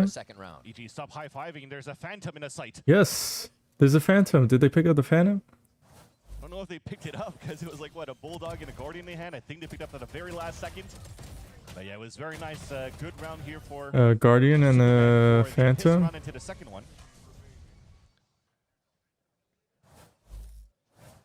Their bonus round here. I mean, it was going to be a round where potentially they could continue to. I think they picked up the Phantom. Off the Zerona ult. But you have to give credit for Mata in that previous round when he got the right-click kill. And now forces Zerona to pick up an orb and look for an extra kill before they could start activating. So it's going to slow down EG's round for a bit here. Not necessarily playing any type of forward positions. They're just waiting to see if Energy is using util on their side. This round's going to develop a little bit more at that minute mark. Looking for that Ethan spot on the pistol round, that is. He is not going to be pushed, but he will be doing a bit of leaning for the team. Oh, good kill for DG. Need this bonus round if they want to carry the momentum and win this map. Becomes quite a bit tougher here. It's a great start, too, on the bonus round for EG. Because Superman only has a ghost to work with. So that's kind of weak when they want to try to entry into the site. It seems to be a split into this B site, but there's still 2 players of energy here. Superman's wall just goes out. Figure out the snake bite. That's going to activate the brains of energy to start rotating over. Brock throws a dart to prevent the flood. Good kill. And DG is ready for an ace. He's ready for an ace. No, they're saving. Zerona gets plant one away from all. He can literally just die, and they have all in the next round. Momentum and the confidence EG needed here. You send DG, or save the Phantom on the previous round, but at least Superman's able to pick one you up either send DG or Zerona. in the back of the site. Either one. Both of them right now, could die in the round, and it'd be fine. But if they want a flourishing economy, because of how they were then it's fine if they don't get the kills. It's very similar to what we keep talking about. And stay alive. Playing a Cypher here on the comp, and you don't have some early mid control. The players have to play so far back. So as soon as the smoke comes up here towards this tunnel side, okay, they are approaching the players. Ethan was trying to play. Do they have enough time? I don't think so. There will be a fight. That allows EG to go for the pop split. Okay, Zerona gets ult. Does DG stay alive? Oh, DG gets a kill. And he gets the kill. So Zerona gets ult there because he wanted to die, and then Digi gets his kill. So they're nicely setting up these rounds there at the end to chase down. And there's that opener. And yeah, that separated the map so much. This round could have be the springboard. Jeez. He's like, I'm working. I mean, for EG, this is an attack side comp. Double duelist, double controller. Lean in, put your elbows on No your knees sentinel. And just stare at the screen, because it's time for EG to play the comeback in the second half, looking much better on the attack side. Outlaw in the hands of Digizine, knowing here that Energy are going to be on a low buy. Only thing that Kiko has is, or at least that Energy has, is a rifle in the hands of Kiko. And a half shield. He's currently watching that towards the mid line, but he doesn't want to give too much space. And that palm flash attempt to peek, unfortunately, gets blinded Dash by info. Ethan, so they still get 0 value on where EG is currently Scuba's set up. no longer set up on B. It'd be a great time to hit B. And it looks like that the team is leaning on. Kiko is literally one shot 10 Outlaw. Just missed the shots. Digizine goes down. Zerona is still here to crack that egg and get sure, or make sure the team can get into B. Yep, Phoenix ult, hit site. Right off of the Nobody site. to stall him at the choke. They are numbers down. But they are going to get flanked. Have to really make this but it is going to take a while. Like oh, they grab Mata's ult in A main. I wonder if the team pay attention to that. They're going for a double flank so far here. It's literally just Superman holding the flank, where he could get pinched from. He could get pinched from elbow and window. So he hears. He's gonna be calling it, but he has to keep his eyes forward, hoping they jump over his head here. Oh, gets both. That's the dub. What a correction. Literally, only Kiko has a rifle, so if they kill. Kiko is the only one with the. For the Phantom! He's the only one with a gun! And he gets an ace. How did that happen? Superman gets this is the second time where a round that's easily favored for EG. They just lose the round to one player. Oof. Digizine was never ready for that one either. You could see he was aiming on top of yellow. Look at that. The turn to be able to spot pancakes and spot bow at the same time. Just a human turret. Oh my god! Bro dashed on side without a smoke and still got the kill to the player in the corner. Crazy stuff. As evil geniuses need to put a What am I pause watching on that here? ace momentum. And they go for the timeout. That could be almost as deflating as similar, maybe not as heavy as a 12-5 loss that EG suffered to MIBR and Haven. But that type of scenario here where Kiko is moving in like that, there's absolutely no way they should give that up. In moments where EG were losing a lot of those man advantages against MIBR, it was them running into somebody like Verno and just getting mowed down, where Verno just clutched against them every single time. I mean, you're seeing it here. It is not looking good for week after week in terms of how they're trying to convert their man advantages for EG, and it continues to be worsened against Energy today. And at this point, the reason why I'm saying how it hurts even more, it's that it had to be Energy running into them. It had to be one single guy running into them. Yeah. And he just dismantles the whole roster. Wow, what a heartbreaker. Timeout to calm the senses, pretty much. It's a Hail Mary timeout for EG to try to string Kiko would up near double door. Could take space off a top mid. Definitely in a position to get an Oh, just not ready for the fight. with that first blood from Kiko. Someone's feeling it right now. Up through the door. It's the last point. Digizine was successful, and he gets shut down this time around. Okay, drone doesn't tag. Doesn't see Bao near double door. But Energy, they're diligent. They're not gonna rotate It's like they just know what EG's through doing double based on door where they're or now try to seeing them. re-clear it. And you see the differences of how Energy are currently setting up to find that active information. This time by having Brock droning on A lot of people leave space towards Nest. They just don't know what to do with that. just like that. So That space. Now at the mid round, you know that EG has Looks like Bao is going into Nest. for the elbow/mid control, trying to fight through that. Okay, Digizine getting through was big last time. Oh, now it's Bao, but he's already cleared. found out. He only had a moment behind 3. enemy lines before they found him through the walls. A few inserts, but it's not back sight. They don't even know what's back there. EG I mean, they don't know, but they don't have to worry about flank. Zerona with a good kill. Doesn't get the punish on Brock. Oh, Zerona might carry this round. If they kill Kiko, they win this round. Kiko now with the ultimate after that crazy If they kill Kiko, they win this round. Trying to identify positions. Hello. Zerona takes a If few they cuts still back kill of the head, Kiko, they can and they're still win going this to fight. round. Everybody's just hit with util here, but it's up to Superman. They have info on the Viper. 1v2 situation. And this But- is his moment. Cape flowing in the wind. He's going to try to get this down. Doesn't want to enter the smoke just yet. Goes! He meets both Sad. of them inside the smoke because there's Sad. so much time. Sad for before the EG. pressure's really added. Energy play it calm, cool, and collected. Energy or EG round, they just died to Trying to Kiko. move forward into the site so they could leverage the They just died to Kiko to every block out the single tunnel, to round. block out the arches, but just unfortunately as they're What was trying that, to 3 set for up here in the Kiko? close line, they're also all losing their positioning. Zerona did his darnest to try to take some players 1. down, but so many players once again sneaking through. The first one Yep, was his that third. That Scuba got into Bao into tunnel. This time you just saw it on the screen where Kiko just got the backstab on to Zerona. So Do we the have a protocol for the pause? pulse plan that Oh, we everyone's don't. We're talking good. about We're here good. between the maps We're good. continues to We're layer. good. As a pretty much now at this point a moot point. We're just looking for 1 or 2 or 3 rounds that EG could string together to make it look They clean in could these team-based scenarios. drone out this Viper's Unfortunately, pit, haven't seen it yet. but they're just gonna grab orb. Zerona has ult Smartly again. playing in and out of the fuel to keep it up. Could do a B Also pop playing that orb mid. or up a and B down, so split. Kiko- I'm What? sorry, It looks like a B split. multiple things right now.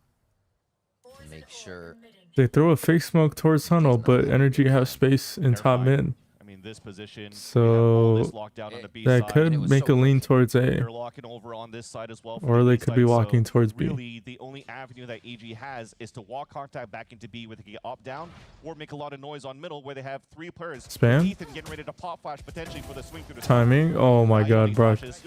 Brock just somehow stays alive. first thing Energy did was shoot at the Almost door gets the third opening kill. sound. Oh, And Ethan. okie-dokie. Just cooked him up there. Okay, they're gonna drop the Viper's pit. It's still winnable. Kill onto his teammate, but it's not even going to matter for NRG. It's just part of the day. But it's still winnable. Clean up by Superman. Very low Oh, to get is that Superman kill. gonna peek into the Again, op? Time's already ticked quite far down. Info on 2. Zerona making some noise. Quiet. Okay, playing in. Oh, gets one at least. And the op is spotted. But Pancakes takes it right back. Okay, op is dropped for a gun.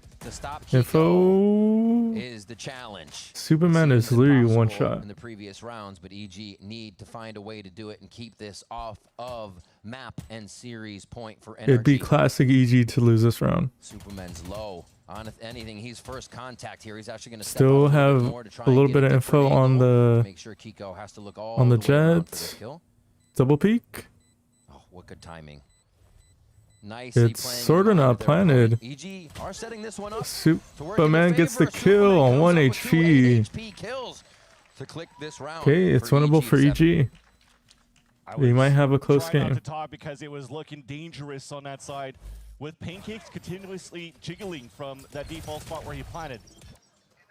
You already had Superman into the A main. He had to be the first contact. If you kept jiggling there and you get instantly owned by Kiko with the way he's been playing so far, Superman had no HP at the end if it had to be a 1 versus 1. So thankfully though, they waited for the recon to come back up. They secured the position of where the rotate of Kiko was going to be on that 1v2, and then he played that to falling smoke.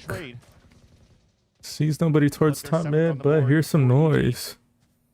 Can't assume somebody's playing tunnel or nest. On both defense and on the attack, attempting to. Looks like EG are leaning towards B. They are gonna walk. Positions from Energy, but you're seeing the 4 positions from Energy. It's still not. They could. By the They're. Nice. They're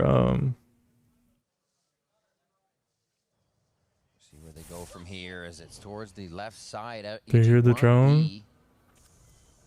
I mean, B is the weak side, sort of, because the harbor that's not enough to commit any movement for the map. Is a nest. Information, he's falling back. He has the Hunter's Fury to work with as well, so play soft side, support Scuba in that sense, or even stay back towards the arches so that the team. But the harbor could still wall and stall EG. Just wants to give that up.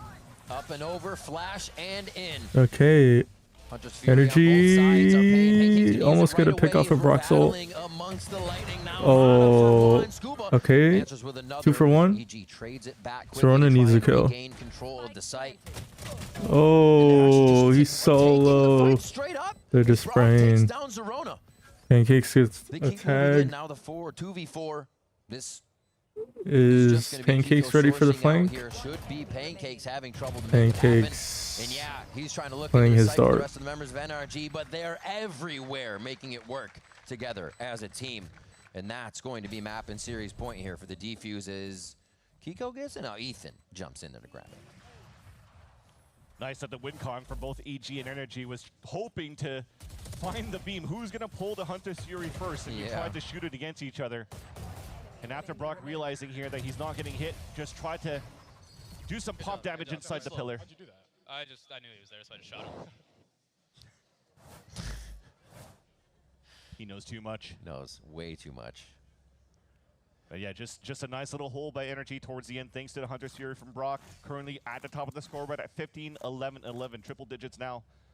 Quite good in terms of what he brings to the table. I mean, all of the assists from the supporting cast, as you just saw here from Ethan, Mata, and from Brock. Good on this map. And they're ready to put the finishing touches on. Ooh, almost got one. And out. Kiko already has his Kiko's been frying. In the fight. Their biggest, EG's biggest op is Kiko. Through. Ethan says no. Superman, sort of aware. And yeah, EG might have a little bit of the sight here, but he has a Guardian. Down, and a lot of these rounds are just coming from the post-plant retake of NRG, so they've got to thin the numbers biggest. Kiko okay, they stop raid bus. It is looking grim for EG here as NRG are catapulting themselves into. I mean, their second biggest raid boss is Brock so far, and Scuba might be the next biggest op. 3v4 as EG try to defend. Scuba got a peek. Oh, just Pancakes would have saw it if he was blind. If he wasn't blind. Oh, Bao with the aimbot. His frags at the end of the round have been critical, and again he's down to Bao's 31 HP.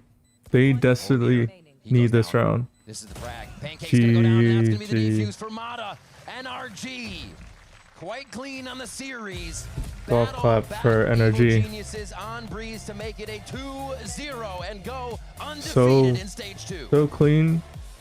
Big points there for So energy, practical, and also comfort moving so into the playoffs. gentlemanly. Now skip into play-ins, having an extra week of practice, being able to see after the draw show who potentially they could face off against. So that's going to mean a lot here for energy side. For EG though, it's trying so to practical, the only thing you have right now so to try to make it to champs is to make it to the top 2. Gentlemanly. So the gauntlet starts next week.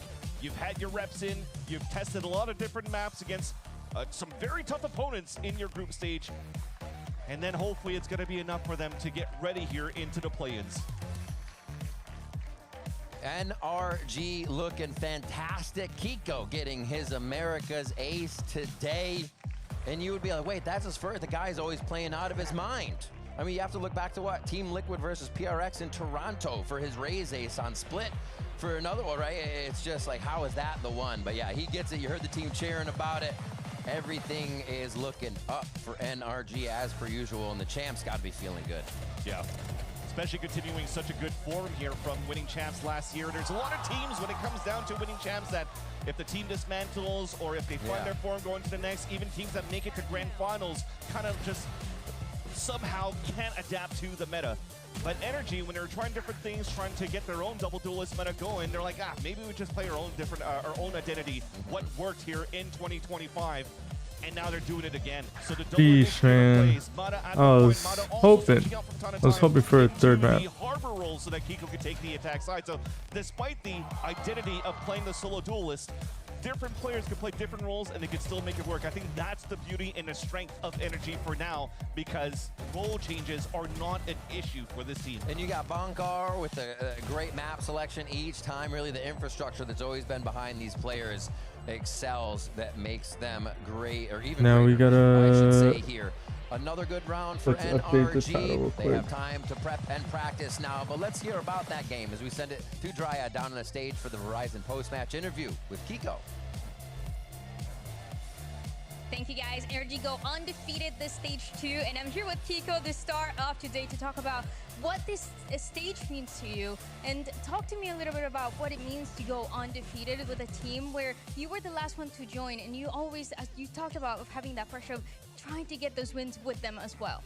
I mean, it's really nice, to be honest. I think 5-0 is a good bounce back from London after, you know, we got groups. So yeah, we bounced back pretty good. We figured out some roles, and yeah, we're playing good.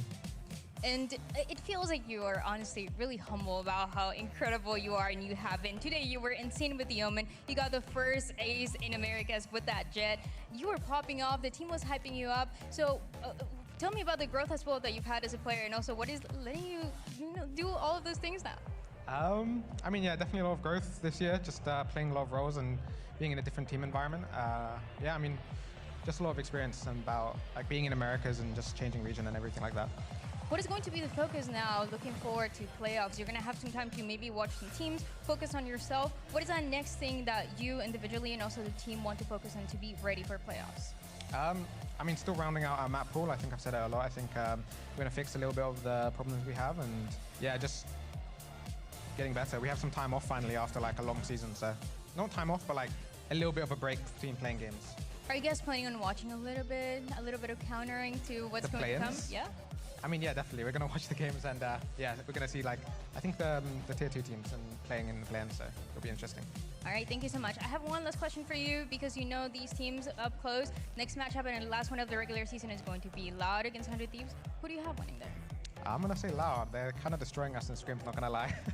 So they have a really good chamber player, Luxo, so yeah, he's going to pop off, I think. Well, Kiko, thank you so much for that insight. Congratulations once again on going undefeated this stage. This is everything that we have for the Verizon post-match interview, but don't go anywhere. We have that Loud 100 Thieves matchup up next. Let's go move. Let's go move. Kiko, W Kiko, W Kiko.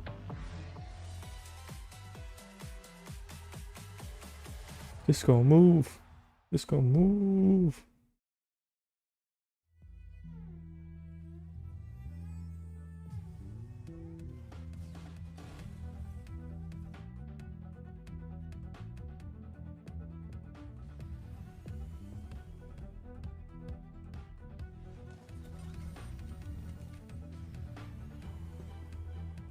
All right, dude.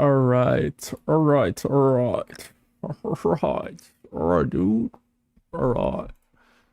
So next game we have, let's see, right here, the last game of the group stage, Loud versus 100 Thieves. As far as I know, I believe, yes, 100 Thieves, their permaban is Lotus, which I imagine Loud don't mind playing because their permaban is split. Wow, they banned split, which I think neither of the teams don't mind their permaban. So 100 Thieves can play Breeze. Loud has a pretty good Sunset. And I think 100 Thieves have a good Haven.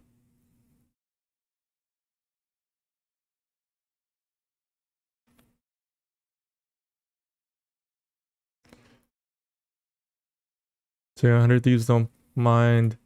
Haven Breeze is probably going to be Haven or Breeze Sunset for Loud. And then the third map could be Ascent, I believe.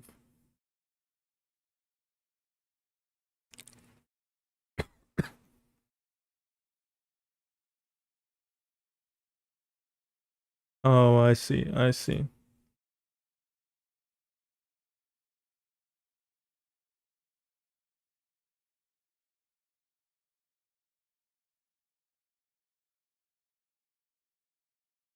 I'm gonna put my predictions in the chat.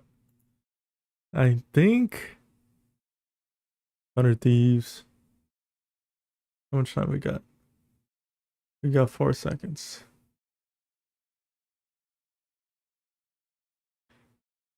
Pretty interesting stuff. Yeah, I think the prediction map they're great at contacting, predictions. so their whole playstyle kind of revolves around just walking together and taking timings. So it's gonna be something we're gonna have to look forward to. It's just gonna be all playing our game, doing our thing, and not letting them like take over. 100 Thieves bring the fight up into the face-up Sentinel, swinging around the corner. There's Asuna, and he gets 4. Are you joking? In all honesty, I expect every match to be close, especially against opponents like Loud. Like, they can fight you. Loud pick Sunset. These guys have like insane fighters, so you have to be ready to take fights against them. I need to see. Have Loud played Ascent? Because I think Loud don't mind Haven.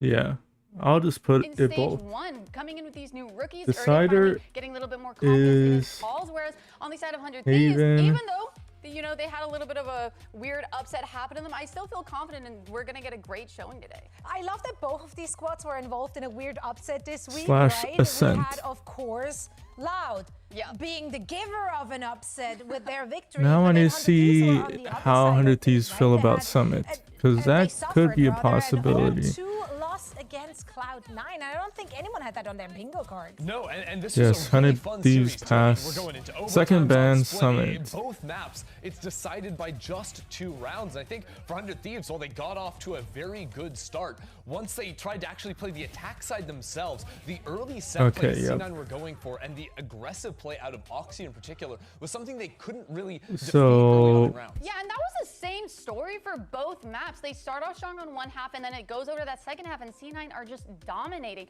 But I gotta say, 100 Thieves, I hate to break it down to the simplistics, but I really felt like it was an off day for them. A lot of the times when I saw them in those at least 100 Thieves have been floating. They weren't able to get those trades that we used to. 100 Thieves have been floating Summit, but nobody has picked it against them. And so Loud could surprise pick Summit, but considering that their favorite map right now, or their probably the most favorable map. Sorry, yeah, did I say Summit or Sunset? I think Loud's favorite is Summit. 100 Thieves don't mind Breeze. And a good second map or second decider, depending on who is second pick. If it's second pick, if Loud gets second pick, then they most likely go towards Haven. If 100 Thieves are second pick, then they might go to Ascent. So I'll just leave my Preds right here. 100 Thieves, Breeze, Loud, Sunset, and the decider can be either Haven or Ascent. But with this new and improved roster, not only do they have a great caller, they also have so much firepower. 100 Thieves are willing to normals, pick like Ascent. Luke, Show, and Darker. Exactly, and you know, you heard Tomatino talking about how good Loud are when they play the contact style, Yeah. and when you allow Luke Show to step up with an operator on attack or defense. But I think what really changed in that 13-1 victory for me was Tikazine going so aggressive. Like when he was entering a site, he wouldn't just stop there. Like on Lotus, when he's hitting the C site, he kills the player there and he's sprinting back into spawn, taking these very forward positions. It was those forward fights that I think worked so well for him. And in a similar style to how Oxy's Neon took apart 100 Thieves, I think Tikazine can absolutely try and replicate that today. I'm just so excited to see what these teams have in store for us. So We if talked Breeze is about that banned, composition instance 100 last Thieves few days, ban how Lotus. them changing those compositions really gave them their stage 2 run basically a boost. We did spoke to Romanilli about that a little earlier in week 2. It's kind of singing for a line. The double duelist meta didn't fit too well for us, so me and Barry start talking a little bit, so how can we counter it a little bit. So yeah, we talked about Chamber, that looks plays really well. We talked about the Sage too, so to counter the double duelist, and it fits us really, really well. We just need to like move to the stage, and then we're gonna be okay. And I actually wanted to take a closer look at Loud's comp, specifically on Sunset, Haven, and Summit, because they run the Chamber Sage on 3 maps. Starting off with Sunset, a map that you're used to seeing at least a Sage on majority of the time. They're going for a straight up B exec. They already pushed the Auber back, and we see them funneling out towards site. Even though there's some weird delay utility by the Sage coming in, they're able to break that wall and get past it. Let's zoom in a little to see how they actually set this up though. They have the they have the Sage wall getting put market, and G2 are not trying to contest this at all. We're in these forward positions. We got those first picks. Not only that, but on our Sage, we still have 2 slows that we can use to kind of break that one funnel point that they have on site. The next thing that I want to really highlight here is because there's no pressure with this with the Sage wall, Luke Show, who oftentimes is the one looking towards market with that operator, he's actually able to kind of just not worry about that, right? There's no pressure coming in. He's able to focus on that site, and their retake just gets put into a stun. Like they can't do anything outside of it. We're gonna have the slows coming in. We have different players contesting each time, and it just absolutely dismantles their retake, as you'll see here in a moment. It just looks so good out of Loud.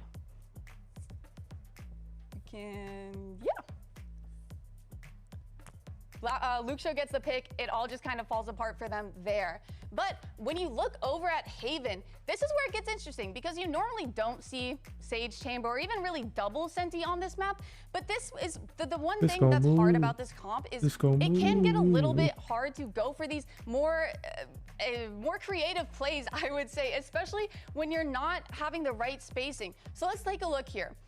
First of all, what they're trying to do here is they're going for a A-Link crunch here with our Neon pushing A-Link and our Omen TPing in spawn, and the whole plan is that they'll fight and take this space. The problem is, look at the spacing here between our Neon and our Sage. There's no follow-up, there's no pressure coming in, and as you'll see in a moment, is they get absolutely obliterated Let's catch up the Guys, the Omen gets stream. picked off. We actually threw our Sage wall over here, but there's no pressure behind it. There's no utility, there's no follow-up, so C9 is able to just kind of dismantle that and disrupt it. They don't have to worry about it.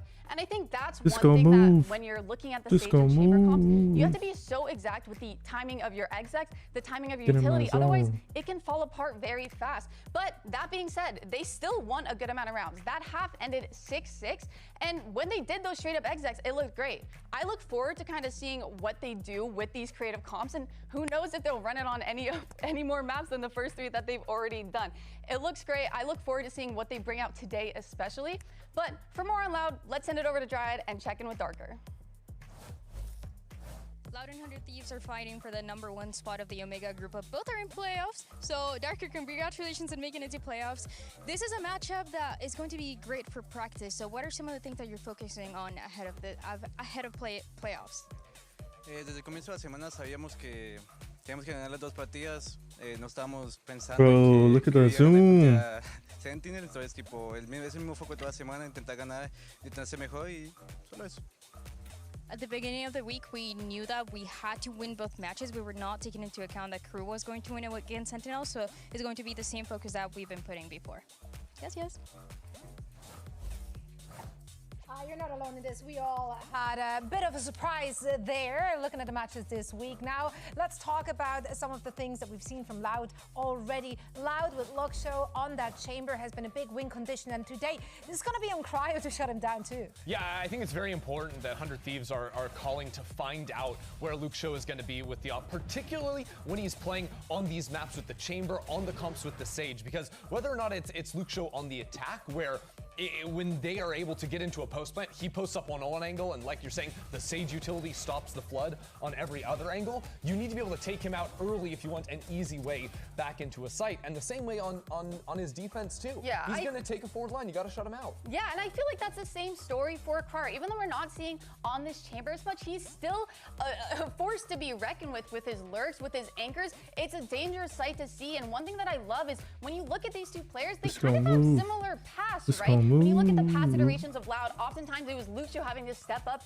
and kind of get a bunch of those kills, a bunch of those first kills, and kind of carry his previous team, and the same can be said for Cryo. He was the standout player when he was in his chamber era. Okay, have they revealed? Oh, they're about to reveal it. Let's see how right I am. Again, helping his team Split so Lotus much Summit. And here are our maps. We will be seeing Summit. That makes me Yes, happy. this was a Loud surprise picking Summit, pick. then 100 Thieves will be taking us to Haven. 100 and Thieves if have it been comes to second it, banning we will see Ascend at the Summit. very end of it. So you just What broke am I down those surprised? chamber Sage comms from Loud. I expect to see them again on Is Summit that from them. I mean, I 100 hope Thieves so. pick It looked Haven? good. It looked like it fit their playstyle when we last saw it. I love the aggressive angles they were taking, especially on that map of Summit. One thing that I'm excited though is to see 100 Thieves actually being forced to kind of play it. Let me I actually update my talked map to pool. Vora in a previous interview about, you know, do you guys feel like you're ready for it? You guys never ban it. You guys kind of just floated around, and he felt confident. He said their scrims are going great.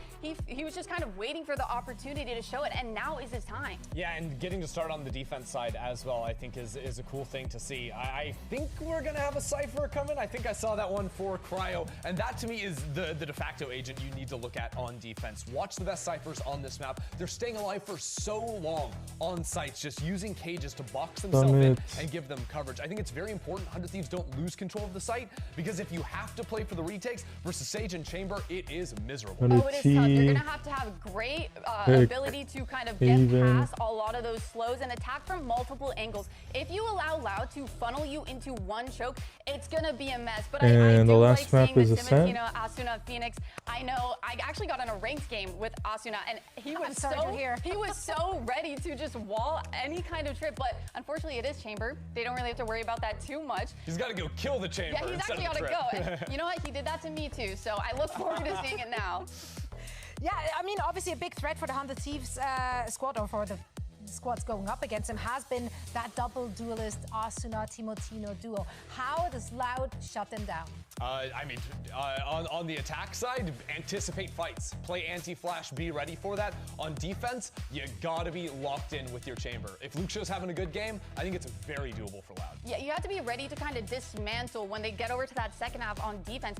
Dismantle and disrupt the execs that they're going to be throwing at you. You don't want to let them get it for free and be able to take further space past that, that when you start getting disrespected by them, that's when you know, like, you have to change things up. But hopefully, you know, they'll be able to get some of this delay going with that stage, and especially getting those op kills from Luke's show going. Of course, both teams coming into this with a very different experience from their previous Come match. on, Right? what's the We third have map? It was Ascent, right? Let me look on VR. PLR. PLR. And we're closing out stage 2 with Uber and PLR. Wyatt on the mic. Now, one upset should not erase an international championship. And they but didn't for a have it on fan base that VLR has been yet. Through too many false dawns, 100 Thieves lost to Cloud9, resurfaced questions they thought had finally been answered.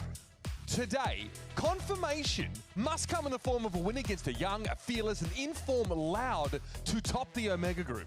Fresh off of the most significant win that they have had in 2026.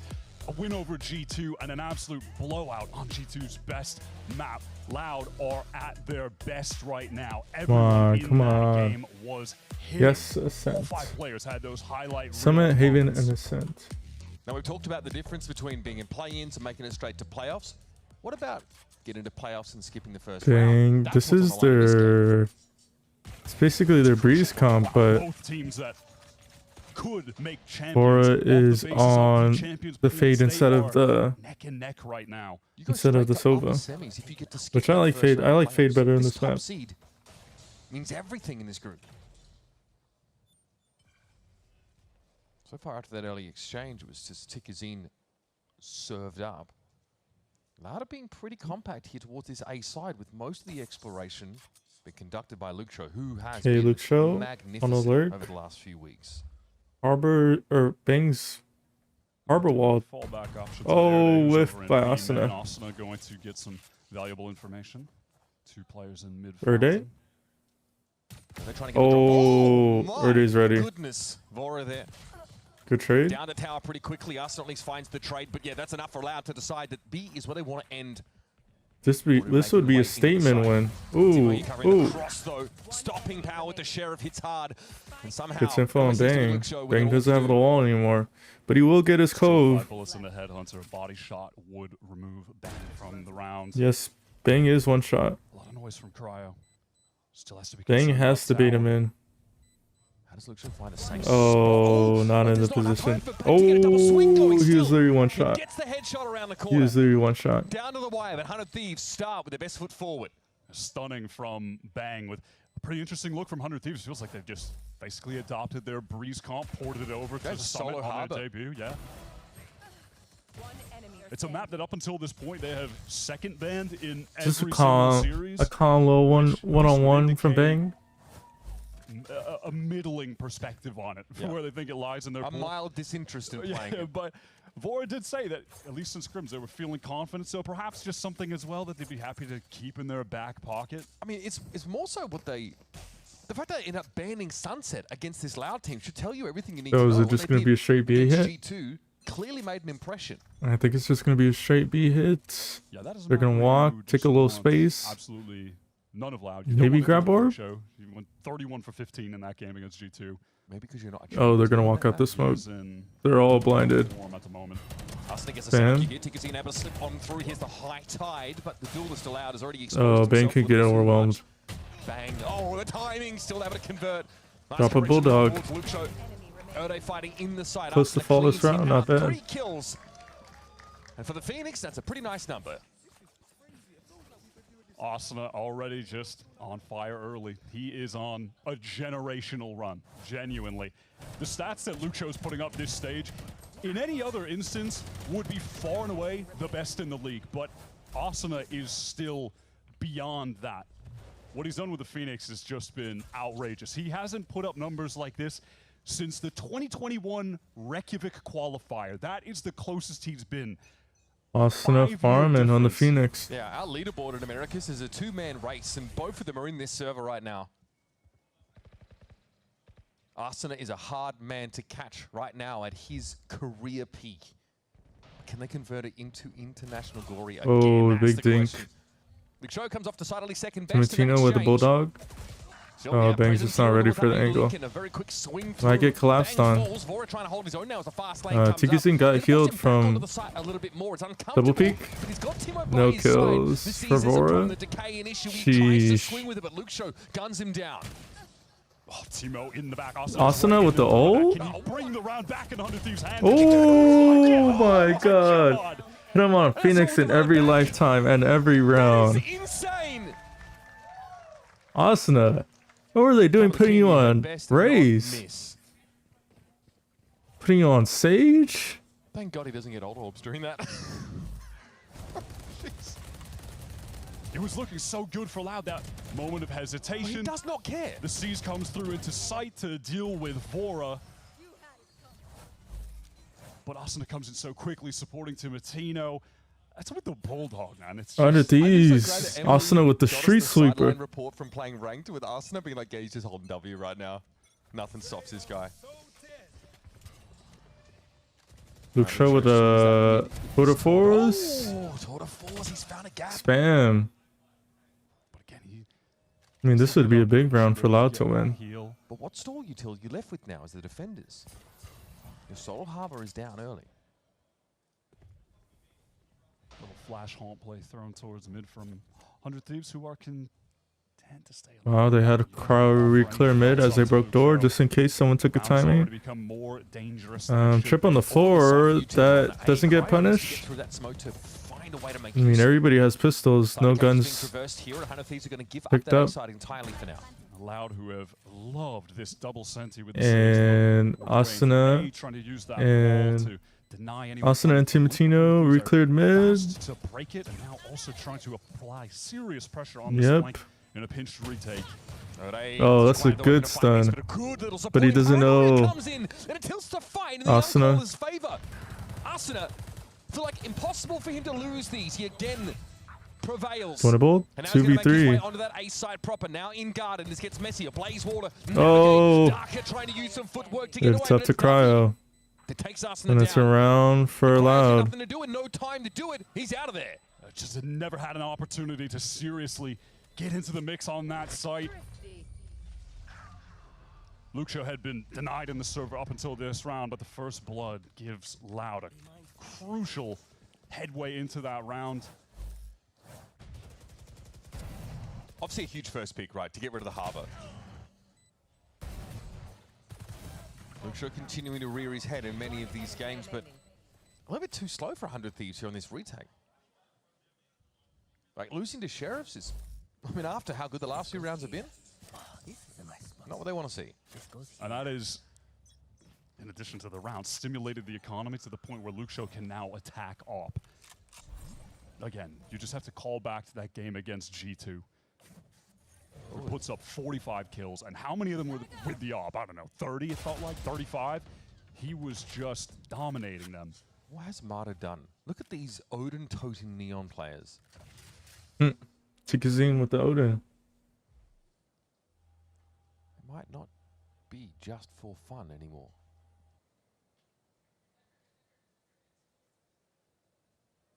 Odo being very cagey about how he clears, getting further up mid. Cryo is going to be on the line. Is Cryo ready for the Odin? That pressure that's about to be felt here. Double swing around the corner. Cryo Gets two. That's a win. Has a read on him. Odo gets the better of him, and a res is going to keep this Loud tempo going. That was a sick little delayed 5v4. Jiggle peek from Airday is fantastic. He is getting into that. We showed the AWP. We saw it against G2.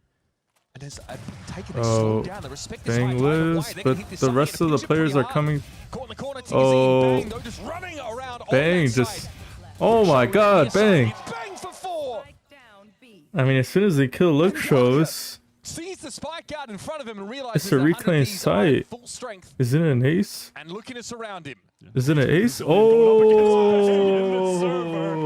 Ridiculous. Damn, my bad, Bang. In the game locks down the site off of what looked like a really good Loud execute. You had Luxo working his way through main. The second he's spotted, he's trying to dance around the box. It gives an opportunity for the rest of the team to get quickly in through the link, but he's constantly in motion. Yeah, just look at the way he's maneuvering around the site's architecture. That's so well played. I mean, he's not even able to ISO those fights. Erde just can't hit the shot. I think as well, the fact you've got Timo just spraying with the Odin, constantly keeping heads turned his direction helps to some degree, but that is a stunning ace from Bang. All right. It's been an interesting few weeks for Loud. I'm not sure if they're really coming into today's game expecting to be put into this position, especially on their map pick. This is a big conversation we need to have, I think, Wyatt, with only 2 Champions points separating Loud and 100 Thieves. These are going to be critical. Absolutely could decide who's going to get that 4th spot when it comes down to things, because, you know, you're looking at the top 3. Hey, there's a pretty good chance that we're going to see like a Lev NRG in the finals. I think a lot of people would predict that now. 100 Thieves may be that 3rd team that could potentially get there, right, and just earn their spot outright by being in the finals. But it's going to be crucial for both 100 Thieves and Loud to at least make the 3rd, 4th spots, get either 5 or 4 Champions points, and that could put either of them over the edge to qualify for Champions. And those are the kind of situations that 100 Thieves fans are terrified of. The PTSD of so many 100 Thieves so close to Lev so G2, 100 Thieves. So 100 Thieves need to do It might be our everything they Loud. can to not be victims of variance. And winning here is a big part of it. Just extending that lead, getting to the 9 points here. Oh, could Darker just be had angle advantage. Crucial. Not again. Not again. Ooh, almost 3. Some potential off that Darker pick. He checks art, I think, in... Cryo has the read. By Erde, or at least activated. They're at least There's a lot of attempting. map to work with still for Loud. No chance for a weapon. They're at least upgrade for attempting Darker to after walk. They have space, but Cryo has a cam to reclear it.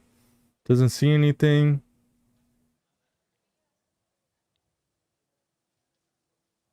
I mean, Cryo can assume that they're not in A. Gain this information. Still has his cam ready just in case they took a timing towards the box.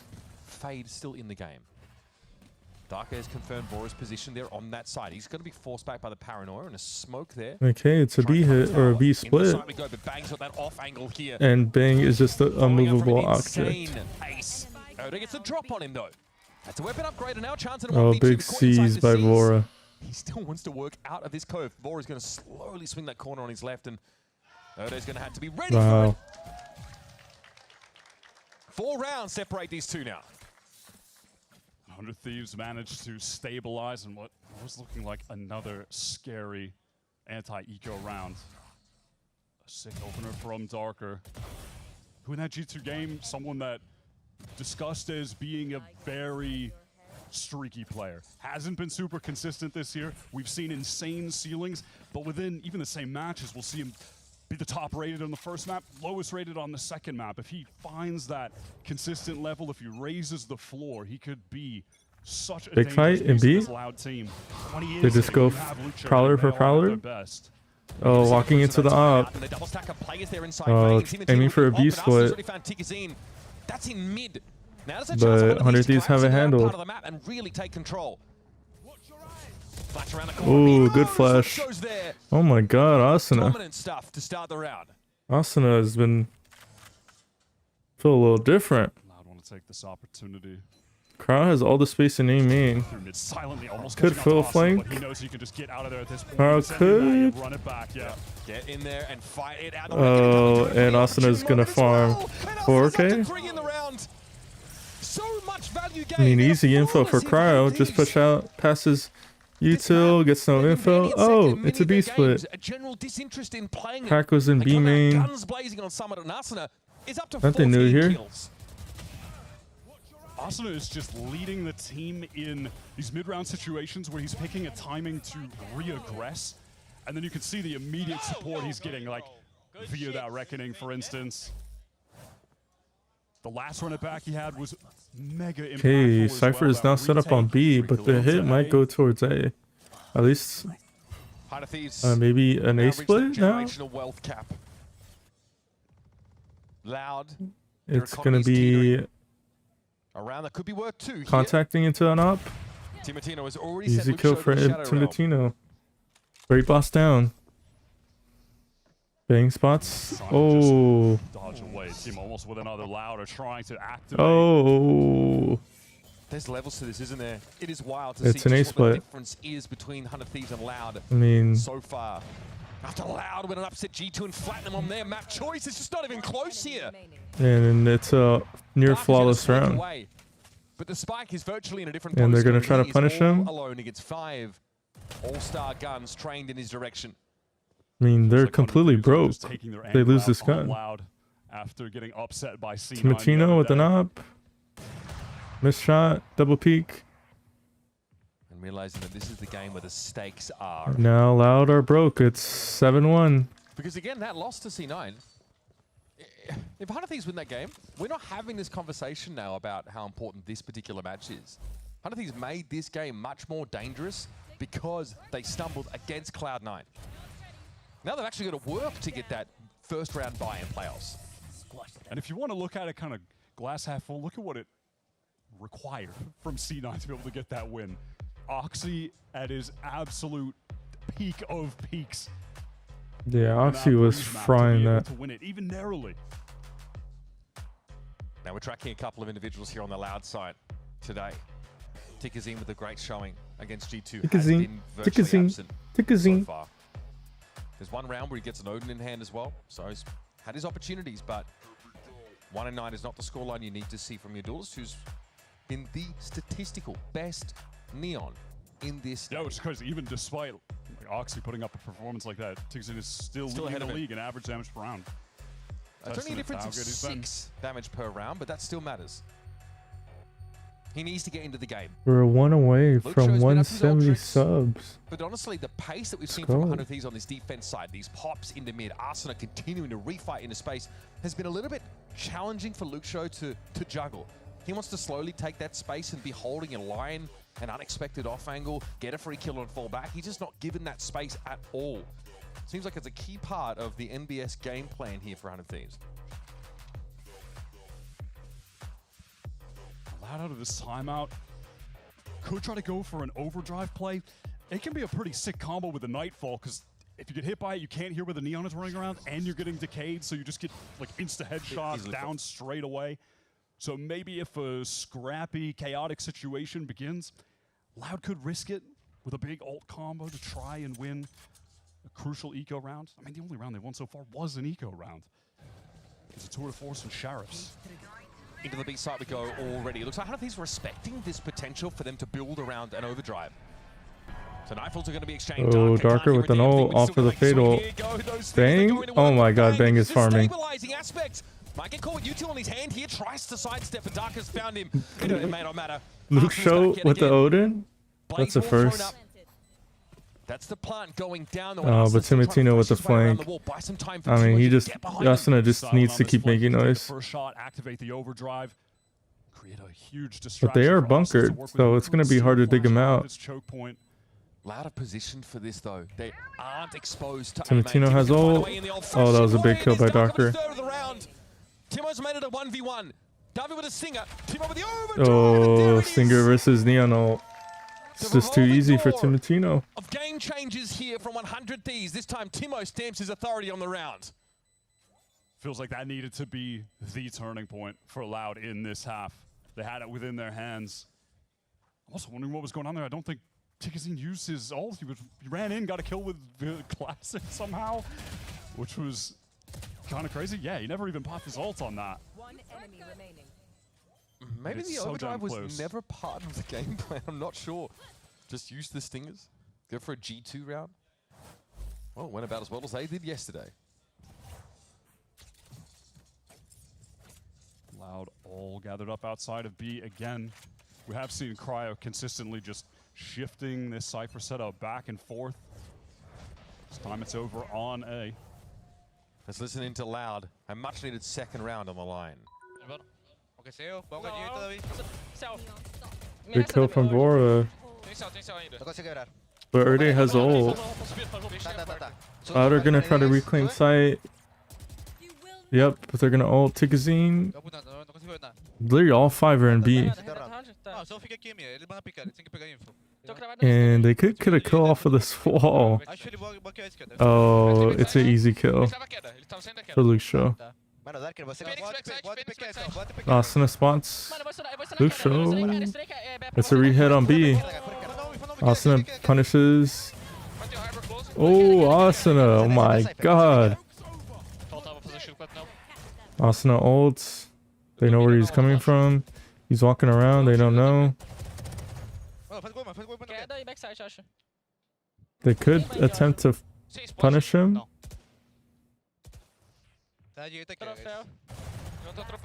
Oh, they kill Lucio. Round over. Asuna is just unbelievable right now. What can you say? He's able to get 3 kills there. The flashes were all blinding multiple players trying to get in.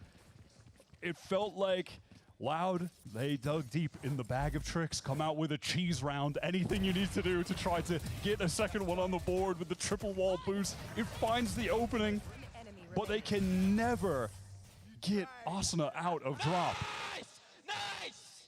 He's doing so much for them there. He's finding the kills, he's getting the flashes, he's a consistent distraction as well, while the rest of the team are just fighting from backside. Tour de force here for Lucio. He's got to augment this weaker Arsenal. Oh, punishes the op. Goes for a walk up there out of A short. And so Loud are going to capitalize. They're going to press onto this part of the map instantly. This puts Cryo at center stage behind this Cypher setup. We have seen Loud. Punishes the op. And he's on top of the wall. Almost got one. Another one. Okay. But Cryo's ready. Off of the trip. Doesn't get the punish. But earlier the Guardians found Cryo. He is hit with the paranoia. Oh. They're ready for us on this time. 1v4. But they deal with him on the cave push. Finally, this second round on the board for Loud. Hard fought, but they get there. As long as they can deal with Vora doubling up, and he has Good round from no Loud. room to breathe, no space to work with. Loud finally get a second. The Sage is creating some interesting moments on this map for sure, behind some of these walls, for better and for worse. That's the opener there, well played around that one way. Yeah, so far we haven't seen the walls, been able to get a ton of value on the executes. 100 Thieves have been pretty good at breaking them immediately, but that's not a situation where that can be the case, and also it's boosted up by They might have some value kills, defensively as well, Wyatt, just because you can, for sure. you can cheese the doors a little bit with them. I mean, if you're Loud, you're hoping you're going to have a great defensive half, obviously not just because they need the rounds, but they're playing a double Senti comp, right? This time, Tim, I just And they're going to refag mid with a Harbor ult. Look at this. Oh, Timatina wins. Optimo's contact, reckoning flash through from Oh, what a mid play. It's going to be hard for Loud to wrest this back realistically. But they're going to give up mid. Loud are all forced out onto the periphery. What a cool trap play. Just to bring out on the last round of regulation.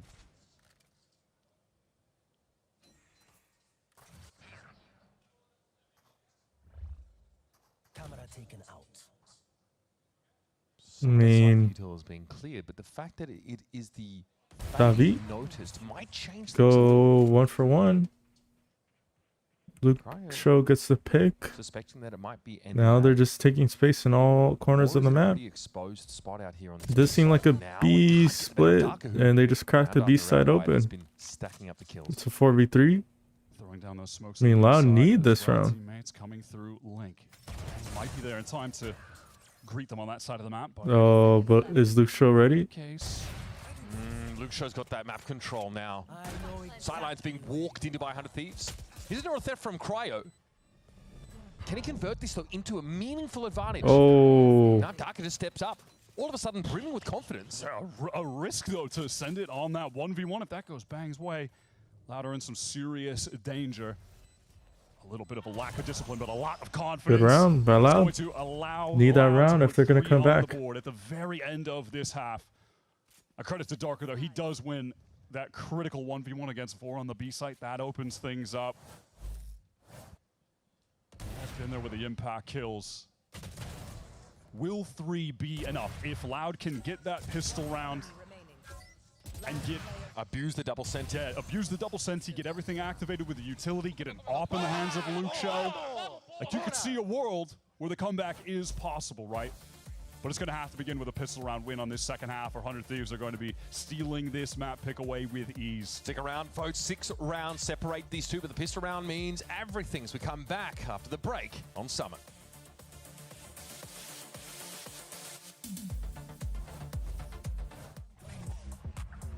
All right, we're in the break time, and we can look at.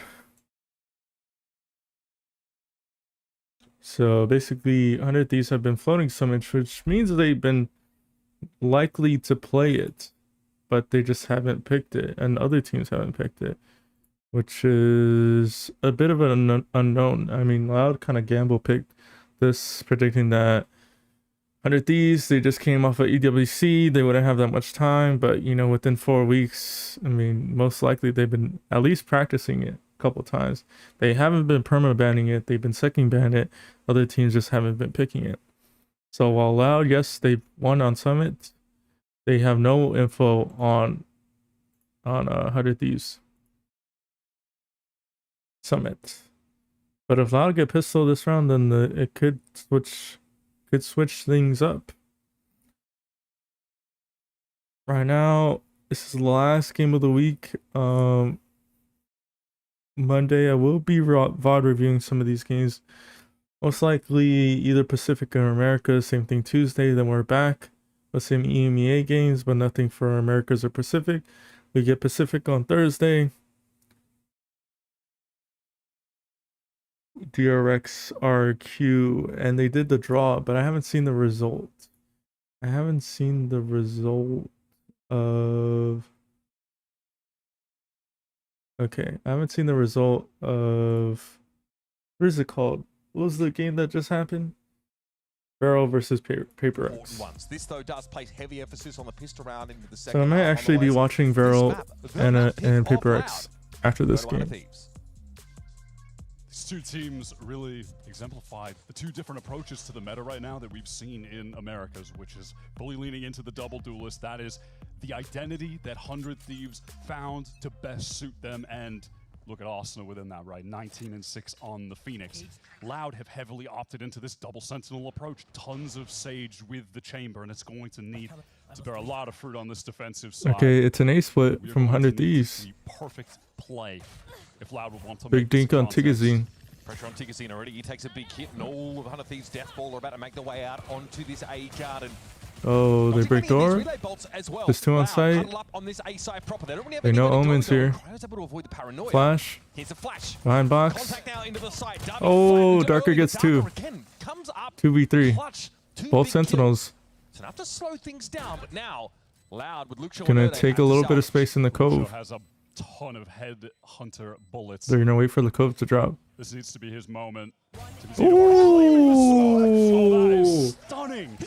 Timatino. Loud needed that pistol round desperately. Surely that's just the nail in the coffin, right? Surely there is no chance Loud can get back into this map. Boom. What, bro? Bang. Oh, that is sick. That is Let's go! Shit! That is. That's just a stupid flick. Okay. Yeah, like you mentioned. This is going to give a sinking feeling to Loud now, as they might be watching Summit descend to the rearview mirror. Similar approach here, this time over towards A main, and the arresting util has been navigated by the attackers so far. This is an early. Cypher's gonna, or Cryo's gonna hear this. Okay. Asuna stabilizes. It's surprising that Davi gets two. Decent crossfire setup to find a successful And Loud don't force. Wait a minute. It's a 2v2. Slip away. Cryo has to win this engagement. Yeah, Cryo has to win this. Ghost, though? Are we gonna check? Does he full clear this? Good clear. He's not your EWC MVP for nothing. I mean, they know that Luke Show cleared the trip on B. It's the B player. Show 1 versus 2. Headhunter, no armor. They don't want him to grab any guns. Cypher cam. It is well within the skill set that Luke Show possesses to win a 1v2 like this. 45 and 20. Cryo dies. 285 ACS against G2. 31 So kills close. on Sunset, and not a bead of sweat drawn by 100 Thieves. Luke Show's been a problem, but not for them. Loud invested Keep the nothing Phantom. into that round. They want to get the full buy here, but losing that pistol, they're not going to have enough money to get the operator for Luke Show. And that has been one of the key pieces of their success. Again, just to reiterate, remember, this is the map that 100 Thieves, they have second banned it 4 times in a row. Maybe hoping that they wouldn't have to show what they've been working on. Vora said he was confident in it in scrims, even though you would think with all those bans, you'd assume the otherwise, but they look incredible right now. It's worth showing it if it gets you a free ticket Oh, into the gets upper one and semis is of punished. the playoffs in stage 2. It puts you 1 win away from literal champs. 1 win. Because being in the grand final will auto-qualify you.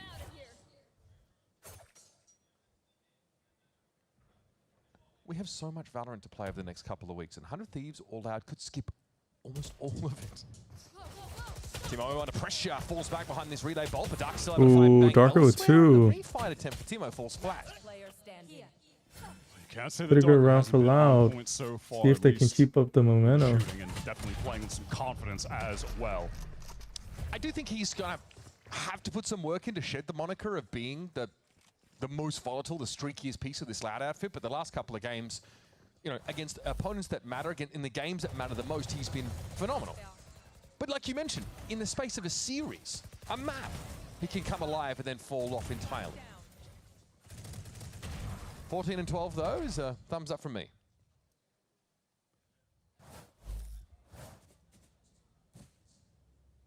Uphill battle going to continue for Loud. Looks like they want to try to fight for some B main control, play close up an A main as well. They don't want to let 100 Thieves get either extremity with ease. They're threatening a B split, but Luke Show has B main. So it looks like they're trying to pump fake towards B and then head into split towards A. Really have 100 Thieves funneled here.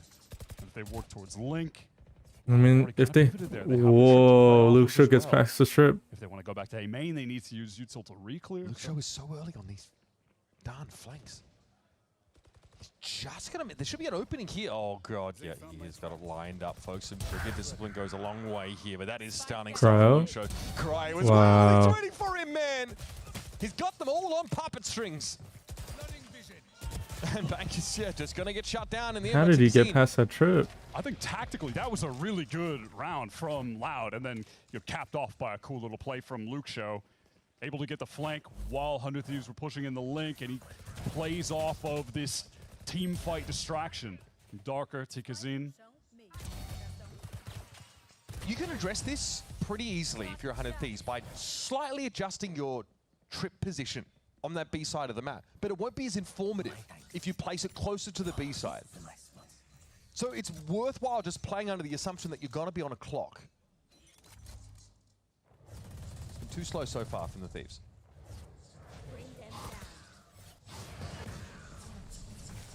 I want to go for this combo with the paranoia and the relay ball, but Tikazin has to duck away even with the better rifle, and Kazin gets one. Still in trouble. Traded out. Overwhelmed.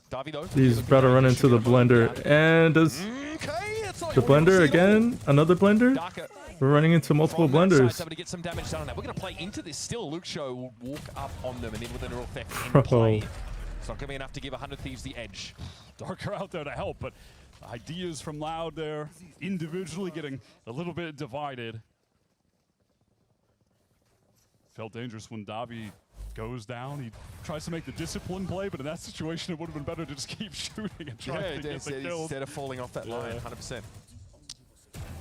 So Luke Show is very quickly becoming the issue here for 100 Thieves.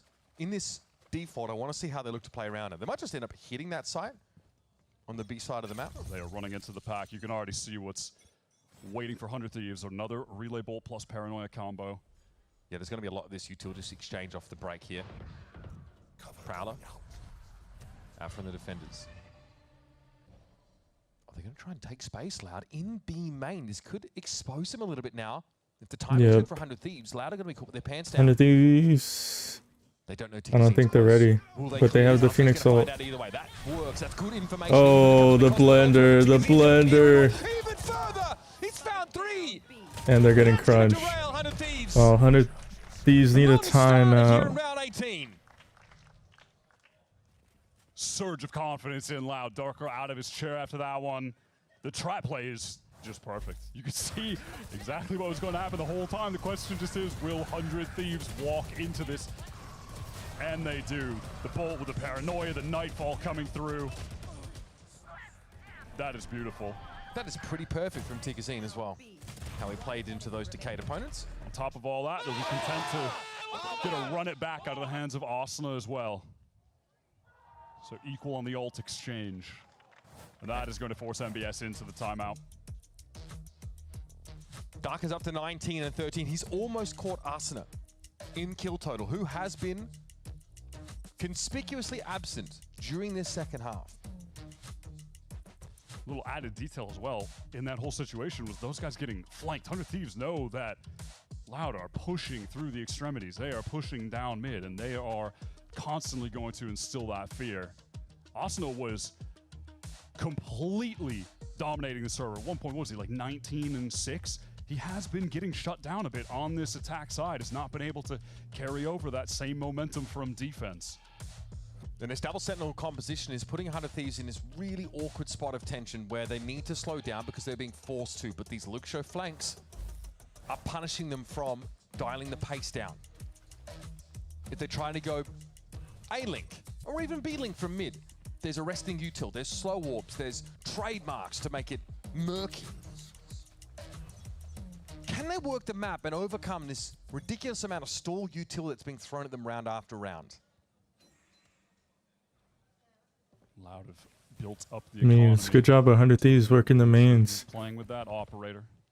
Chamber, or in this case, Luxo has been punishing them off of there. Just how good has this NBS timeout been?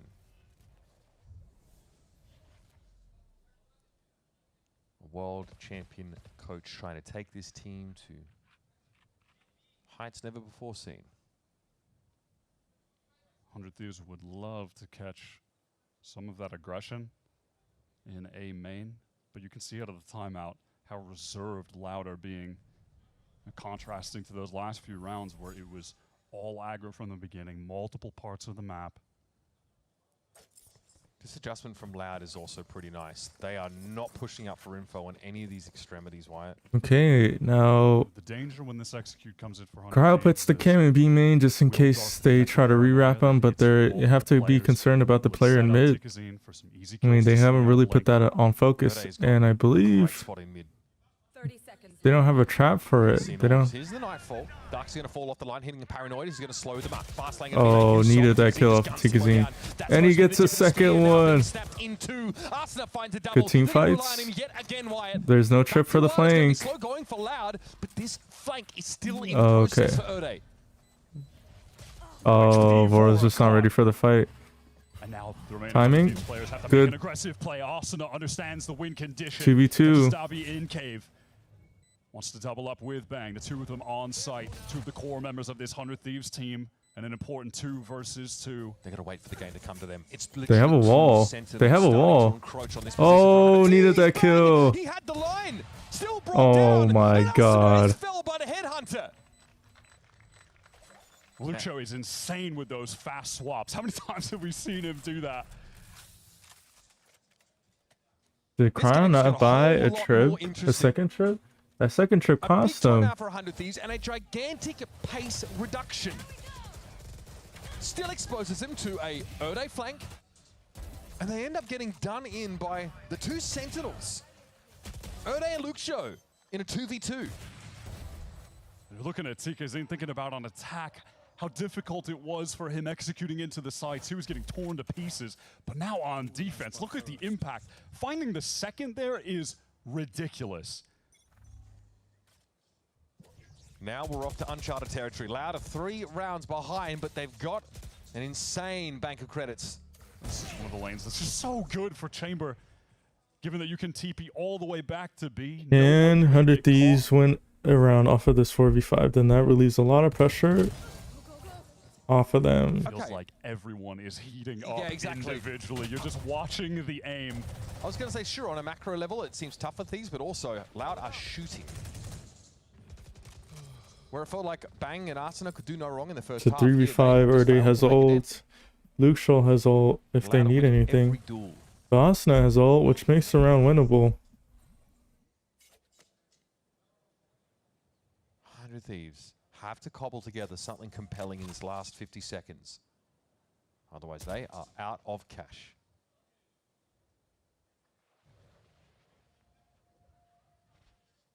Tikazine is going to take contact here. There, of course, will be an early warning. Bang gets one. Finding Davi is pretty big, and crucially, Bang does not overextend into that They're spot. about to get He's done pinched. enough for now. Pressure on Tikazine. Oh, Vora gets one. Trades. 2v2 now. Asuna has ult. Against the same two they just fought on. But he and Luke Show are healthy. Once again, the same showdown as round 19 is about to begin. Well, trying to get through Link all that time, it could have been brutal, but Bang tucks away, low HP. There's Asuna. Oh, trade. They were not ready for Bang. He might have saved 100 Thieves Bacon. Gets them to 12, map point, but that is a very expensive outing. Finding that opener against Davi and then closing the round as well. We were just talking about them, the cooldown from Bang and Asuna in this second half. But they get 100 Thieves to match point. Loud have to play for overtime. 100 Thieves have to put Loud away now, otherwise this could get out of hand. Need a drop. It's not a terrible buy either, Wyatt. Run it back for Asuna. But that sound heralds a tour de force on the field. Timo would love to catch a Luke Show walking up in the same situation with that op, but it's not going to be the case. He's posted up towards mid. And kind of the same trend from Loud post that timeout of being a little bit more reserved, save for Luke Show with this operator taking liberties. So I'm looking for some weird mid to late round Erde lurk. We've seen them on a number of occasions into mid to get that info. Likely that was necessitated because Luke Show was elsewhere or not alive at the time. 100 Thieves are deciding now. They want to work that B main. They've cleared any traps. There's no Nightfall into Tikazine 3K to contend with. Running into the Sage and the Odin. This is going to be a challenge for 100 Thieves. Asuna slowed up. Oh. Face tank it. Okay. Well, he'll be Oh, reset. punish the chamber. Could be around for 100 Thieves. 36 seconds left, though. Still a lot of the stall util to fight through. And now Tikazine has joined the B side for Loud. Oh, good kill from Erde. And they punish the... Oh, do they kill Tikazine? 1v4 by Darker. Darker has been the volatile aspect that got Loud back into the game. He generated that momentum after halftime, after the pistol round was lost. But he'd had to go massive here. Nuclear, 1v4. And 1v4 to save Catches the map. He'll Bang. take his first. That's Bang out of the picture. Info on the Omen. Every flank out route and contingency. Bora's trying to finish the You round. can break this up a bit. Has got a smoke, but he's made his way Tagged. through and also got pinged out by the Horn. That is suboptimal. Man, he'll be spotted by a What a ball. round. Cleaned up. In a different timeline, that map could have gone very differently, but it's 100 Thieves getting out to such a strong early lead on the defense side that gives them enough runway to land the plane. And Loud make it challenging on defense. It feels like a mismatch for 100 Thieves there as well, but yeah, it is that buffer getting them across the finish line. It's an insane showing from Asuna. Again, hasn't slowed down in a 398 single ACS. game this series. But Ridiculous. yeah, having to play a double duelist solo Harbor Smoke against a double Senti, that's a nightmare. You have to do a lot of big site execs, and you're running into 2 Sentinels. But they play so well on defense that, yeah, it only requires a pistol round win and a couple clutch kind of heroic moments from the Bang Asuna duo to get them over that finish line. 100 Thieves, someone has been revealed. They've been putting in the work. And up next, it's their map pick of Haven. They're hoping to secure that 2-0 and a direct entry into the upper semis of playoffs.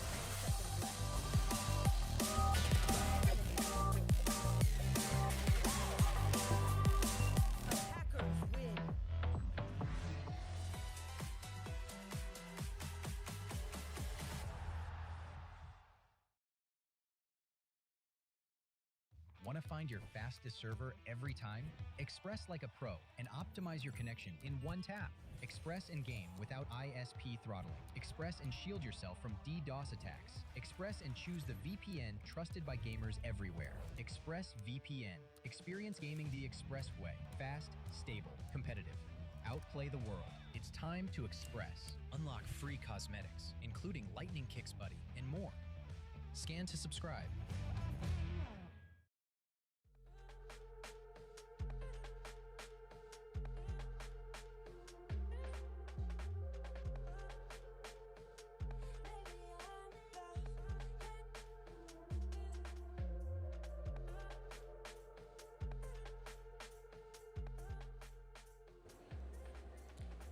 this matchup between 100 Thieves and Loud is great, but I'm also very excited for what's going to come next, and that is going to be that play-ins draw show. We already have those teams that we know are going to be in planes, but we don't know who they're going to be facing. We don't know who they're going to go against. So there's a fishbowl.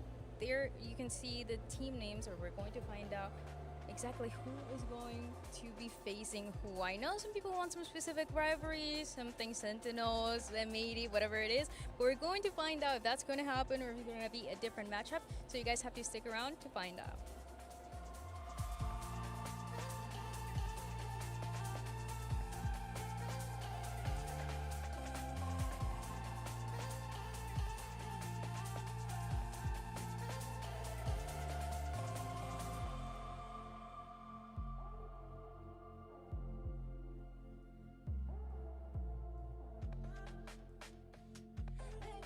All right, in the meantime, we're going to play 3-0. Double Duelist America's Prime. We'll do normal for now, because I want to get a good team. So again, this is a kind of like a draft simulator where you pick players in a random order. So let's say Nongshim 2026. I pick one player that I want in this draft. And the goal is to win all 3 internationals. So Billy in 2025. Hold up, let me see how much time I have. They get to get away with the win. NBS. Okay, we still have a little bit of time. YZ, Neff, Knight. Okay, I'll have a solo duelist. Maybe not my primary duelist, but 100 Thieves in 2026. Austin has been frying, and we don't have him as the top rated player. We need to update. But I want to go Cryo. When did the Cryo ever play Yoru? But I'm gonna pick Cryo. Seda in 2025. 10-10. Took a 0. Good controller. Good start.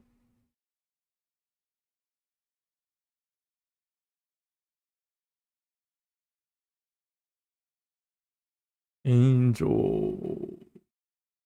Cal Kuala Hero. Hero easily.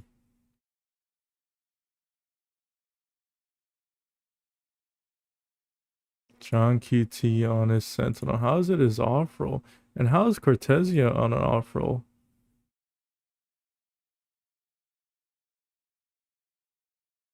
John QT. Let's run it. Milan and Powell. Pretty good coaching staff. We lose? Oh my god. How do we lose this?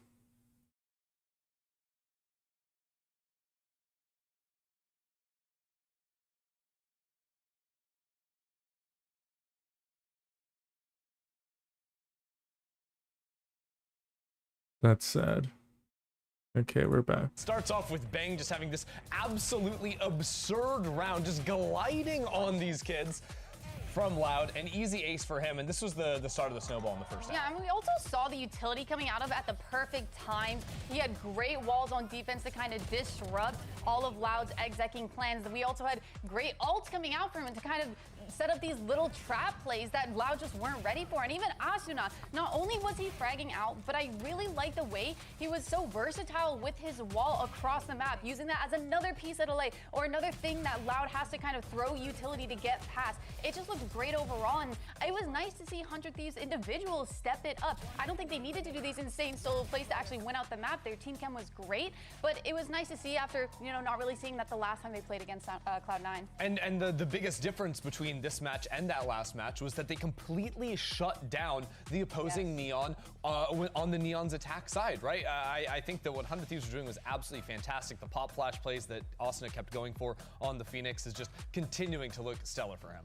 Absolutely. You can see here the MVP breakdown. Darker, it's been an absolute force to be reckoned with, especially in that second half. I feel like Asuna got a little more quiet initially, and it was darker, and it was Tikizin who really stepped it up. You talked about great trap plays from 100 Thieves in the first half. That's exactly what Loud gave us in that second one when they really started to ramp it up for a comeback. Loud essentially had full map control, and it came because I think partially due to the fact that the Harbor is being played from 100 Thieves, so they're far more reliant on running just hard execs with the Harbor. If you have, you know, more flexible smokes or the Viper, you can do that. But look at this map, or this run. Loud step all the way through B main. Luxo realizes that's actually a jumpable trip. He's going to go over this and then get the push down. And Loud did this in at least 3 different rounds, so they took so much space over that. You have the Sage Wall over in B-Link, you have the Chamber Trip on A-Link, so 100 Thieves have nowhere to go. Luxo sees all these players coming in, which sets up for a very easy refight with the group of Loud going down into Bend.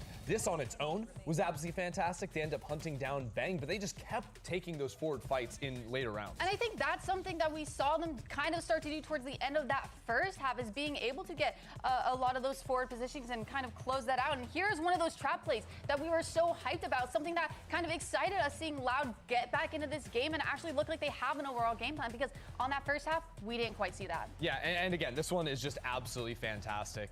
Getting the Neon over into the corner, so off of the Prowler coming in, they can rip the Paranoia, go for this refight, and shut down. That's 6 players from 100 Thieves, by the way, with the Phoenix ult. TK is just able to mow down these players and take an easy kill. And honestly, if Loud don't lose both pistols, and if not for the ace by Bang, if not for a couple of huge rounds from Austin in the first half, this is absolutely a Loud 1 map. It really was just a little bit of a slower start than Loud would have liked coming into this map, but I'm happy that we got to see 100 Thieves play it. They were definitely cooking when it came to it, and Tikizin, especially going from that first half to second, you saw him come to life, especially with those first kills. It felt like 100 Thieves were doing such a great job at shutting him down in that first half, but that second, he found his confidence back, he found his groove on what he on the fights that he really wants to take, and absolutely dismantled 100 Thieves. Yeah, what a great turnaround here for Loud. Unfortunately, not enough to bring it over the finish line. So let's hear what Coach Roman Ali has to say ahead of map 2. Haven is up next, and Romanelli, last time that we saw you play this map, you were playing that same composition that we just saw on Summit. Are you going to change it or keep it the same? Well, right now it's not going to be more a secret, but we made like a few changes. So I hope we can bring it back the series with the changes in this map. All right, I'm looking forward to seeing the changes. Thank you so much. Excited to see what they've been cooking up for our next map. Haven is where they're taking us on the side of 100 Thieves to close out the series. The stakes are high, obviously. We're fighting for the first seed in Group Omega.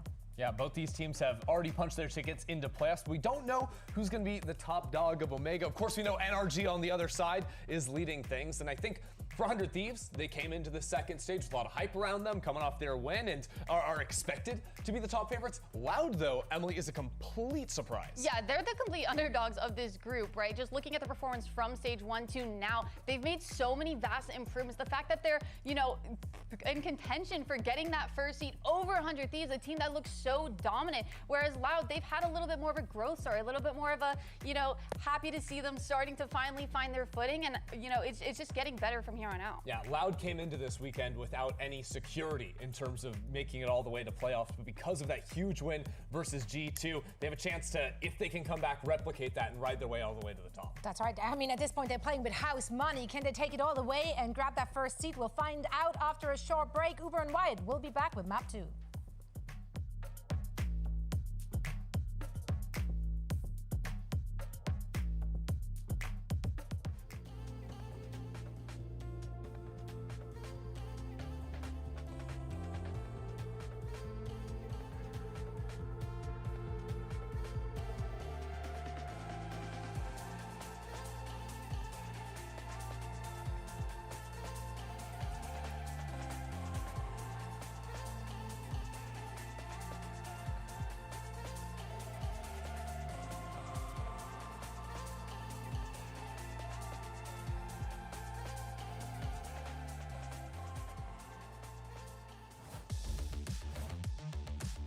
Loud entered Friday as an exciting prospect. 48 hours later, they could leave this weekend having beaten G2, beaten the EWC champions, and taken the #1 seed in Group Omega. However, However, so far not off to a great start in this series. They choose Summit, feels like that's their silver bullet against this team. And unfortunately, they end up shooting blanks. This 100 Thieves team feel like they're taking their anger out on Loud at the moment after what happened to them against C9, which ultimately we might be looking at that loss as just a blip in what has otherwise been the best 100 Thieves run since their foray in that 2024 Stage 1 qualifying for the Shanghai Global back then, funny enough. But that being said, this Loud team, they're mixing it up. They want to approach Haven with a different composition. Obviously, different rosters in this stat that I'm about to give, but they are 1-7 on Haven this year. To some extent, the core of this team have not been able to figure it out. Romanilli, he's been there the whole time. Darker's been there the whole time. Lucho's been there the whole time. They've not been able to figure it out. They go back to trying to play double duels, which I believe they tried at some point with the Phoenix, but this time it's Air Day on the Phoenix and not Darker on the Phoenix, so they want to lean more heavily into the double duelist meta that they have almost entirely been avoiding. In fact, I think this is their first double duelist map of this stage.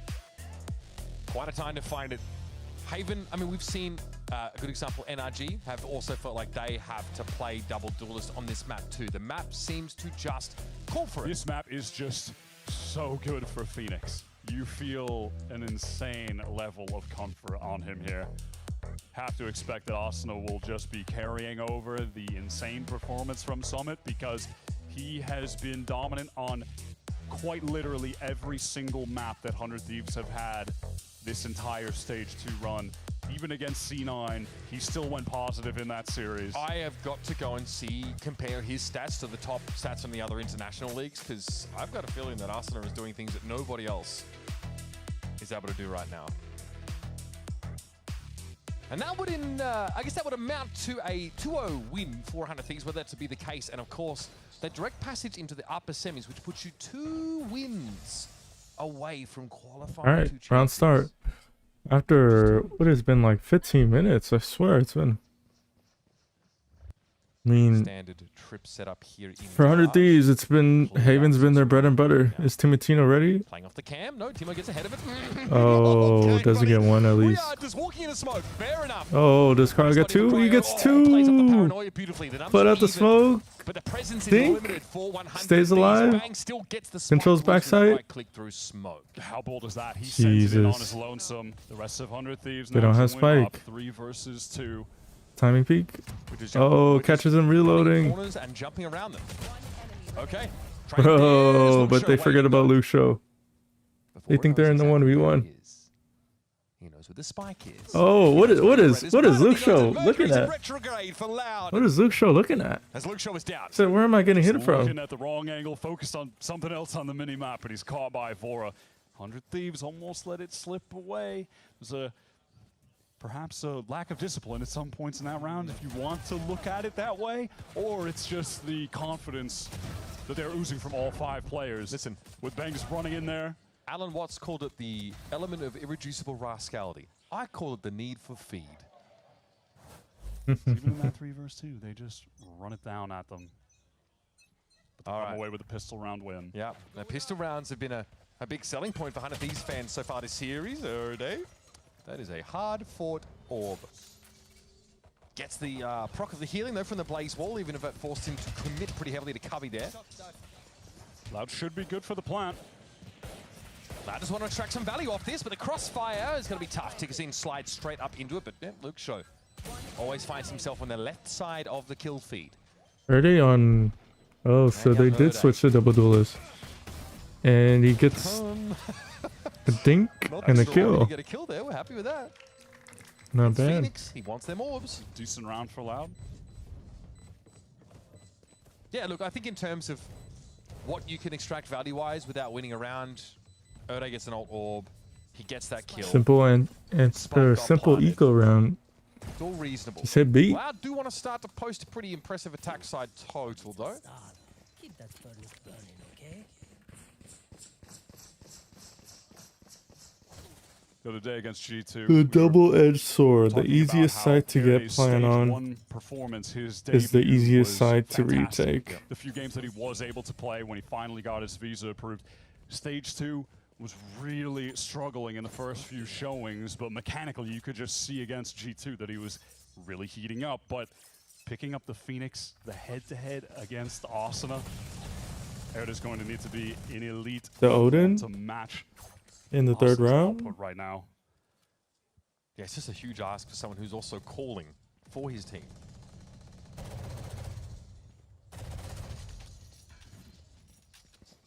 Davi is doing the Valorant equivalent of going fishing. And all Silent round. We're just walking in. Another B hit. Spam. Cry's going to peer in and try and take the fight, but he's going to be overwhelmed. Gets out. Get a couple shots. Arsena's back off the angle. It's going to get pressure though by Tikazine. Stun Oh. is there with his crossfire. Tikazine disrespects it. He knows he's got the better weapon. Cute shock dart there for Vora to get some damage. But Matino. B belongs Oh. to... wow, and there's Luxio emerges with two very snappy shots.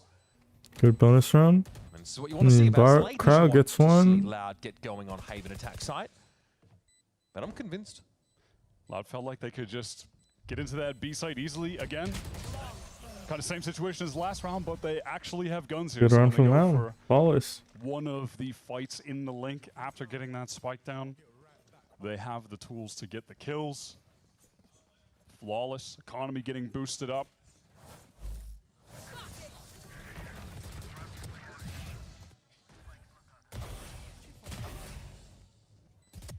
We are seeing the carryover of Loud heating up individually. That was not a question towards the end of Summit. We started seeing Tikazine hitting. Luxio was activated. Darker was good that whole map. So it feels like they were, to some extent, putting themselves in position to step up on Haven. I mean, even just by virtue of that. I mean, it felt like 100 Thieves were able to put them out of the game before they started to surge back into it. It's a different map, though, and 100 Thieves have been very successful on Haven for so much of this stage. Loud are the ones with it all to prove. They are back to the well on B. Yep, same idea. Very quickly as well. Bang, the one overwhelmed this time. Boy's going to try and soften them up a little bit from the outer extremities with that Odin. Oh. And Asuna has to respect the Shocky. Gives a bit of ground. Not ready Now, for the regress. Cryo tries to cover him, but there's just too many players overloading that spot for Loud. That's just an even more dense committal of bodies to one of those link fights. They don't even try to plant on B, really. They gather up with everyone to fight through, not just the double duels. They're getting some additional follow-up. And now if you're 100 Thieves trying to work back in, you know there's presence on B to some extent, surely, right? And if you are not pre-aiming, Luxio right now, you are dying. He is far too quick with these adjustments. Timo knows he's surrounded and picked off by Darker. The operator investment goes up in smoke. No chance for impact whatsoever. Wow, not looking too bad out the gate.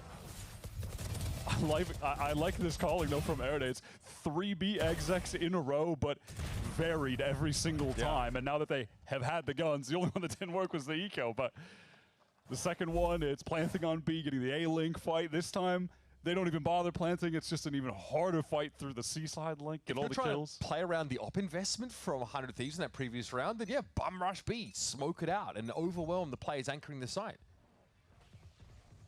Bangs on a Marshall. We've heard those loud comms. We know how Erde likes to It's a call C for the hit. team from opening to Tikazine with one. Constantly guiding them. Asuna, backside. Little Phoenix. Oh. With the bandit. But there's 3 there. They can go back to A. Mild danger, but yeah, Loud should be able to stabilize from Picked up guns. Not too bad. Back and Vora sneak on in and upgrade their arsenals. I'll see if they can maybe use those weapons to put a cap on this economy that for Darker, Luxio, and Davi is getting a little bit out of hand.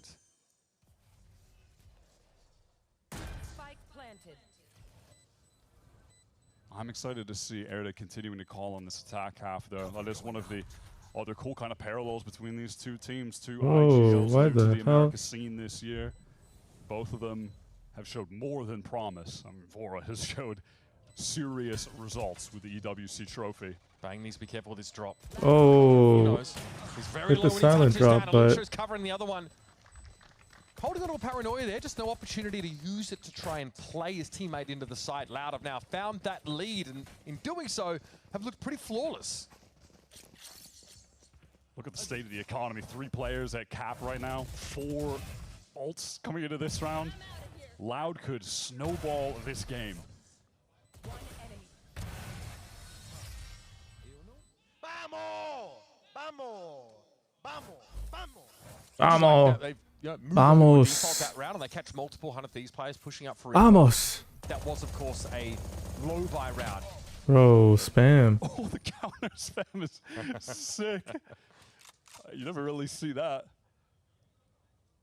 That might even have won out on that exchange. Vora is quite low. Okay, here comes Util over the top. Cryo now needs again to be able to anchor this site and find success. Can he do more than trading? Oh, you just spammed out. Get that. David just sprays him down to the cyber cage. A flash around the Oh, corner. oh, bang. From Bang. Instrumental moment. They should hear the player in short. Yep, they I'm hear sorry, him. did Bang pop his ult to get all the way behind them in the midst of everything? He did. I think so. That is an insane heads-up play. It looked like it was going to go Loud's way. They isolate Cryo, and there's only one spot where he could be if he's still on site, so Davy gets the free spam. Run it back going through, but 100 Thieves are so quick to respond. And that is just such a cerebral play from Bang to be able to get them in the lead this round. Luke Show just going to save over this op, even though the economy is insane. Yeah. You want to keep that. You don't want to give it to Timatino. It's a matter of principle, really. Rounds like that, though, for 100 Thieves, they can sprinkle enough of those in, get to 5. They're going to be feeling a little bit more comfortable about getting to go on the attack side. 2 Odins bought up, a bit of spam at the start of the round. 10 seconds left. Loud here, I don't think you're too bothered. I think you lose the pistol. You're already fighting back pretty strong on this attack side, and also it's a proof of concept for their double duelist look, which has been good. TKC getting involved. Erde also has had some great moments. They are also, if the economy ever gets a little dry, they're going to be sitting on overdrive and run it back.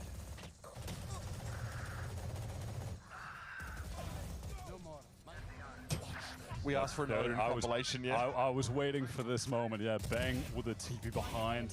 Oh, insane play. That's so smart. Beautiful court timing. Obviously, that was Erde's run it back used in that round, so not at the disposal of Lad for a few rounds yet. Look at this push up in mid. This is brazen stuff from Bang! Behind Oh, alright. I think these are starting to get a little aggro. Have you removed the It's a 3v5 now. You've carved out a huge amount of territory in the map that has to be re-cleared, and with what? Because this damn Sova is dead. The spike dropped back towards lobby. Things are looking bad for Loud. They have a double Odin. Said you want to play with Odin? We can play. Lobby, both duelists there. We can play. Able to brawl and help towards mid when Bang is pushed up. And the fact that Vor is able to connect a kill on top of that onto Davi should just be enough to win this round out. How could Lau get back into this unless Luke Show catches a great timing with the op? You would say maybe someone on 100 Thieves peeking into an angle, a little over push, but look at the minimap. It's very disciplined right now. Cryo doesn't have any cages or... Walking to B, Cryo, farming. Anyway. Ode shows himself now, having crept all the way up, painstakingly, slowly up sewer. I mean, Lucio will be able to buy into the next round. The option to save that gun this time around. The previous round, acceptable losses for Loud. This one hurts. We've seen both of these teams just mix in very cool round variations up until this point when you're thinking about Loud's approach to B and then into another crucial gun round with this Hunter's Fury. 100 Thieves go for this set piece down mid. Right, and the Hunter's Fury looked like it was intended to go after Darker in case Bang was unsuccessful. They get a free kill on Davi. Sometimes you make your own luck in this game. I mean, Luke Shaw has ult anyways. The B pop, no punish on the Neon. There's a semi-cross, and 100 Thieves are just ready for their aggression. Certainly finding their value this round, aren't they? Loud already have had the wheels fall off. Flash setup. Off that camera, perfect. Trade from Wow, Davy, but 100 Thieves are just too good. That is so decisive. Cooked for Loud. Try to go back to a B hit again. It's a different little variation. I appreciate it. The darker TP behind, classic Omen ult on attack, Haven activity.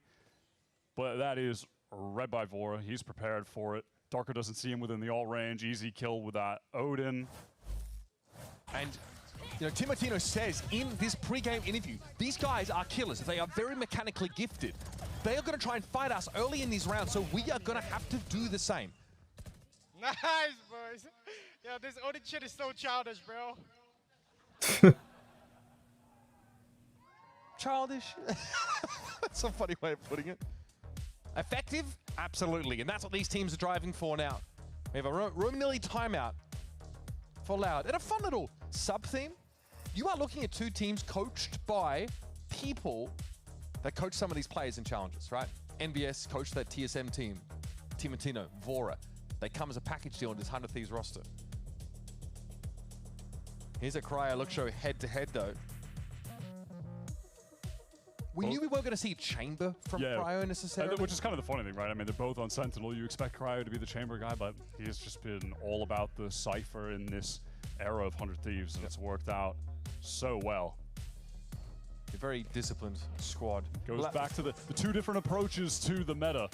I mean, even within what you were saying, Timotino, speaking of how brawly this Loud team could be, how talented the aimers are, ultimately, Loud are trying to run what 100 Thieves have perfected right here.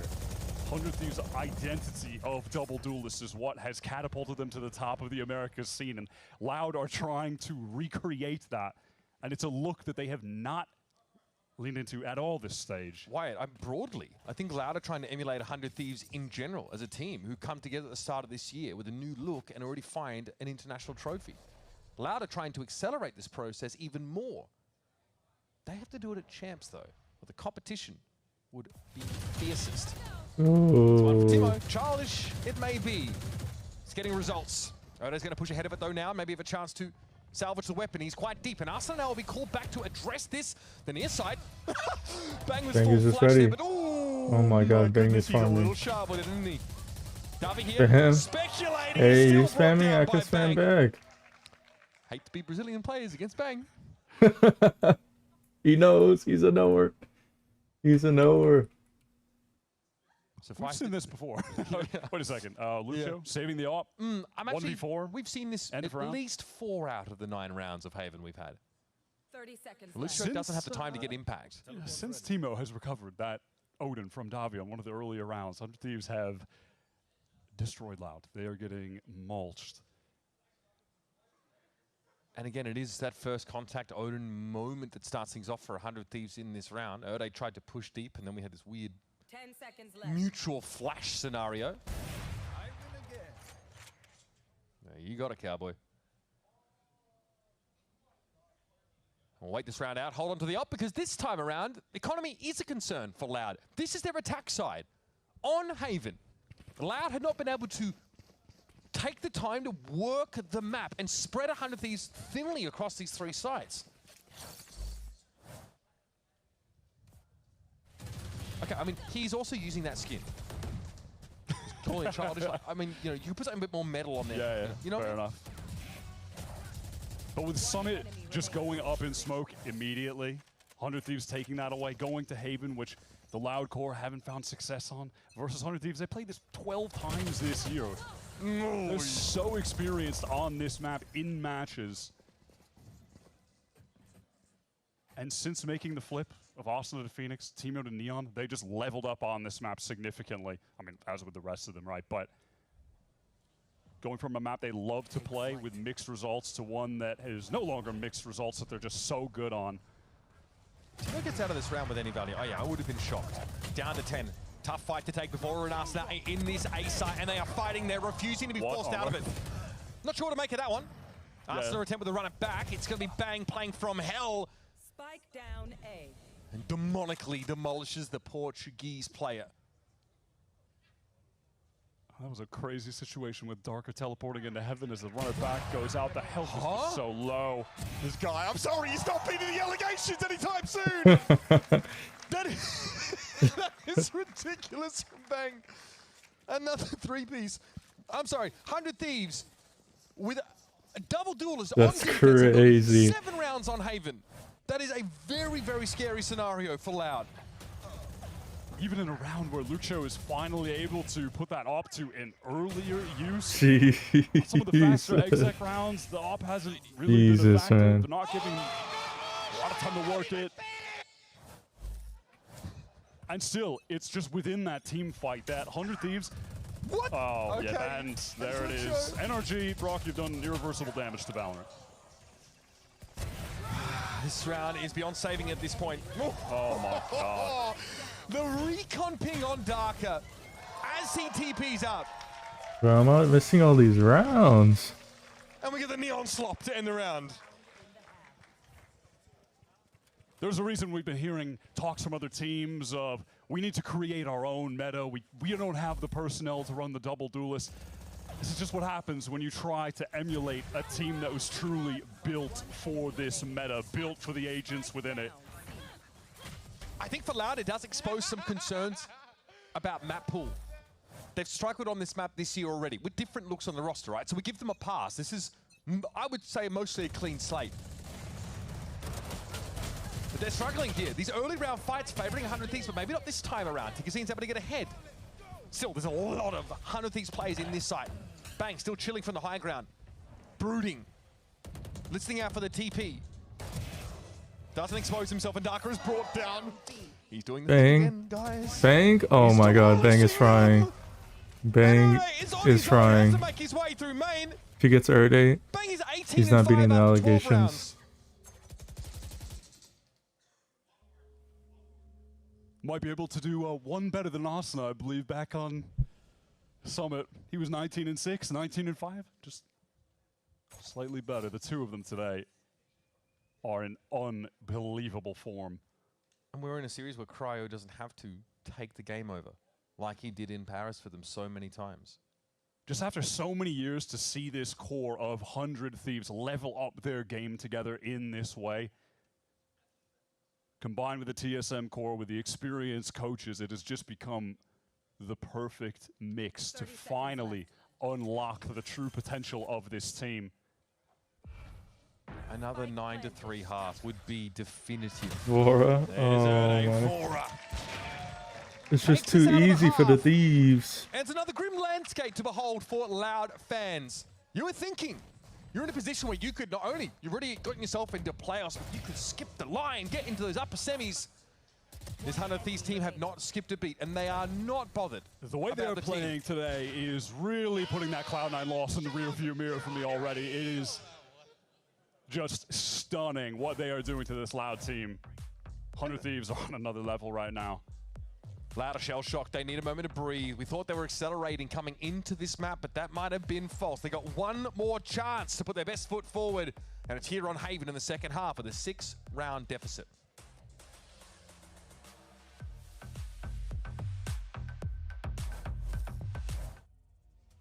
Whenever I use Zarya models, I would say I just feel my element. Demon 1 is good. Without Naya, the biggest difference was the ghosting. It was a immediate change. If you see something and it's not actually there, you're gonna miss your shot. Black Equalizer and Vibrance, I can react quicker to it, I can shoot better at it. This guy is doing absolutely everything. My performance will always be at the top level. Zowie.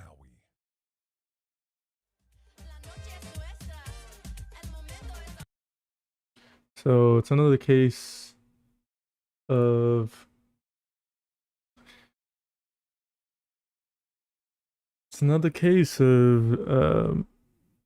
you know, the thing that's happening with the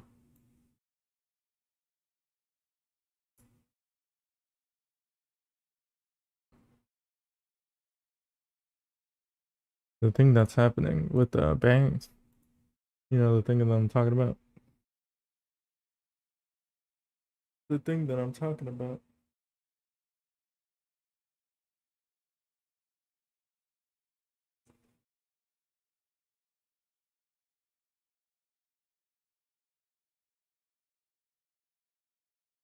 right now. The 9-3. I mean, their 100 Thieves comp that Loud just copied is attack sided, and other Thieves are about to go on the attack side. So it might be a rough watch for the next couple rounds. Back here into Haven. We're about to get the second half underway and lock in with the #1 VPN. It's Express VPN.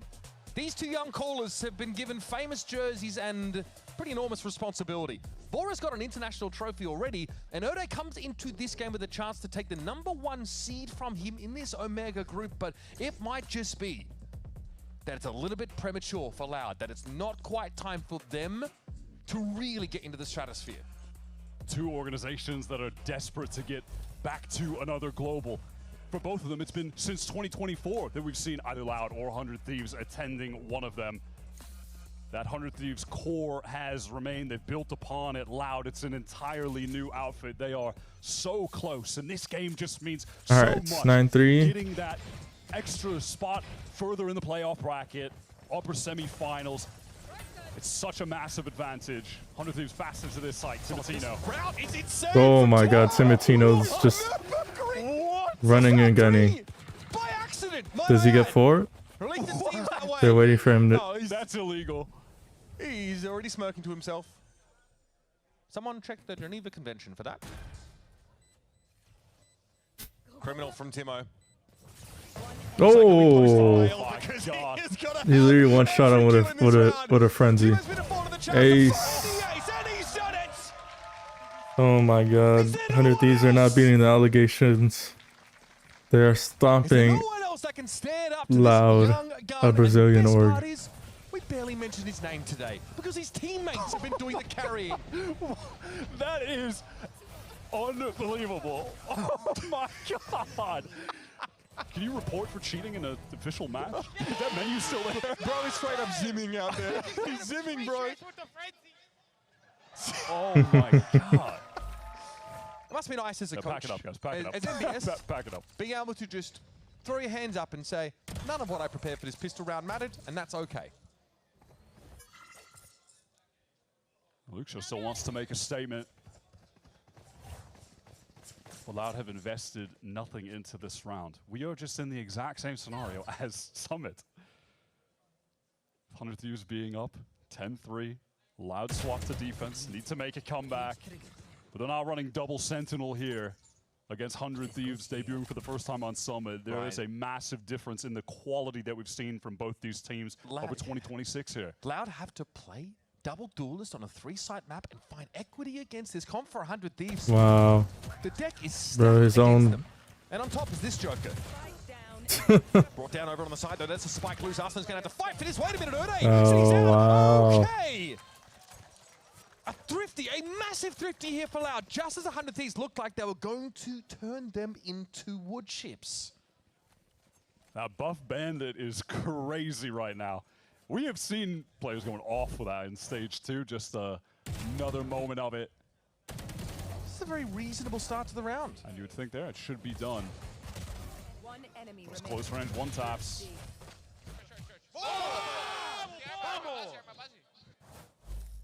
Okay.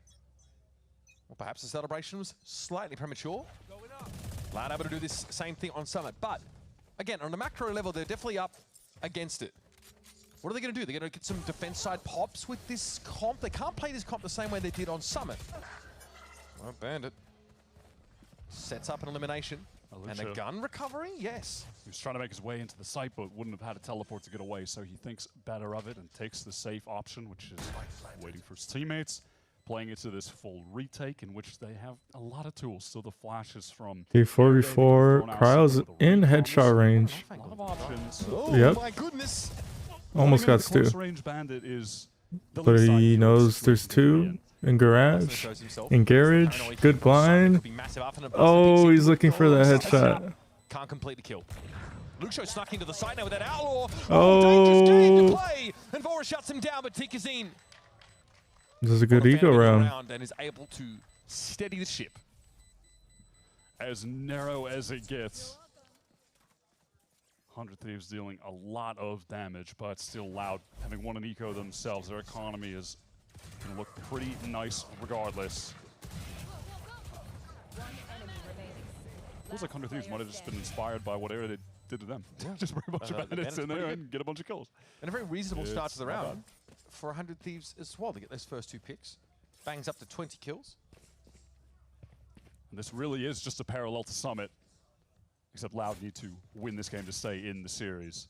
There are no more second chances. This economy for 100 Thieves is still very nascent. On stage, I'm hearing them call these 3-2-1 swings as they look to get that mid control. Do they believe Luxo's there?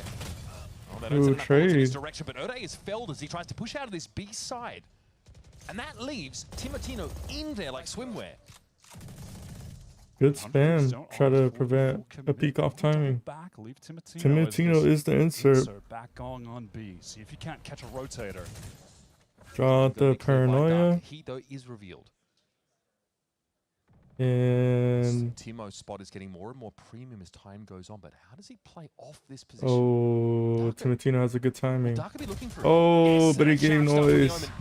Luxo gets one before he dies. This is some nice trading here from Loud. 1v2.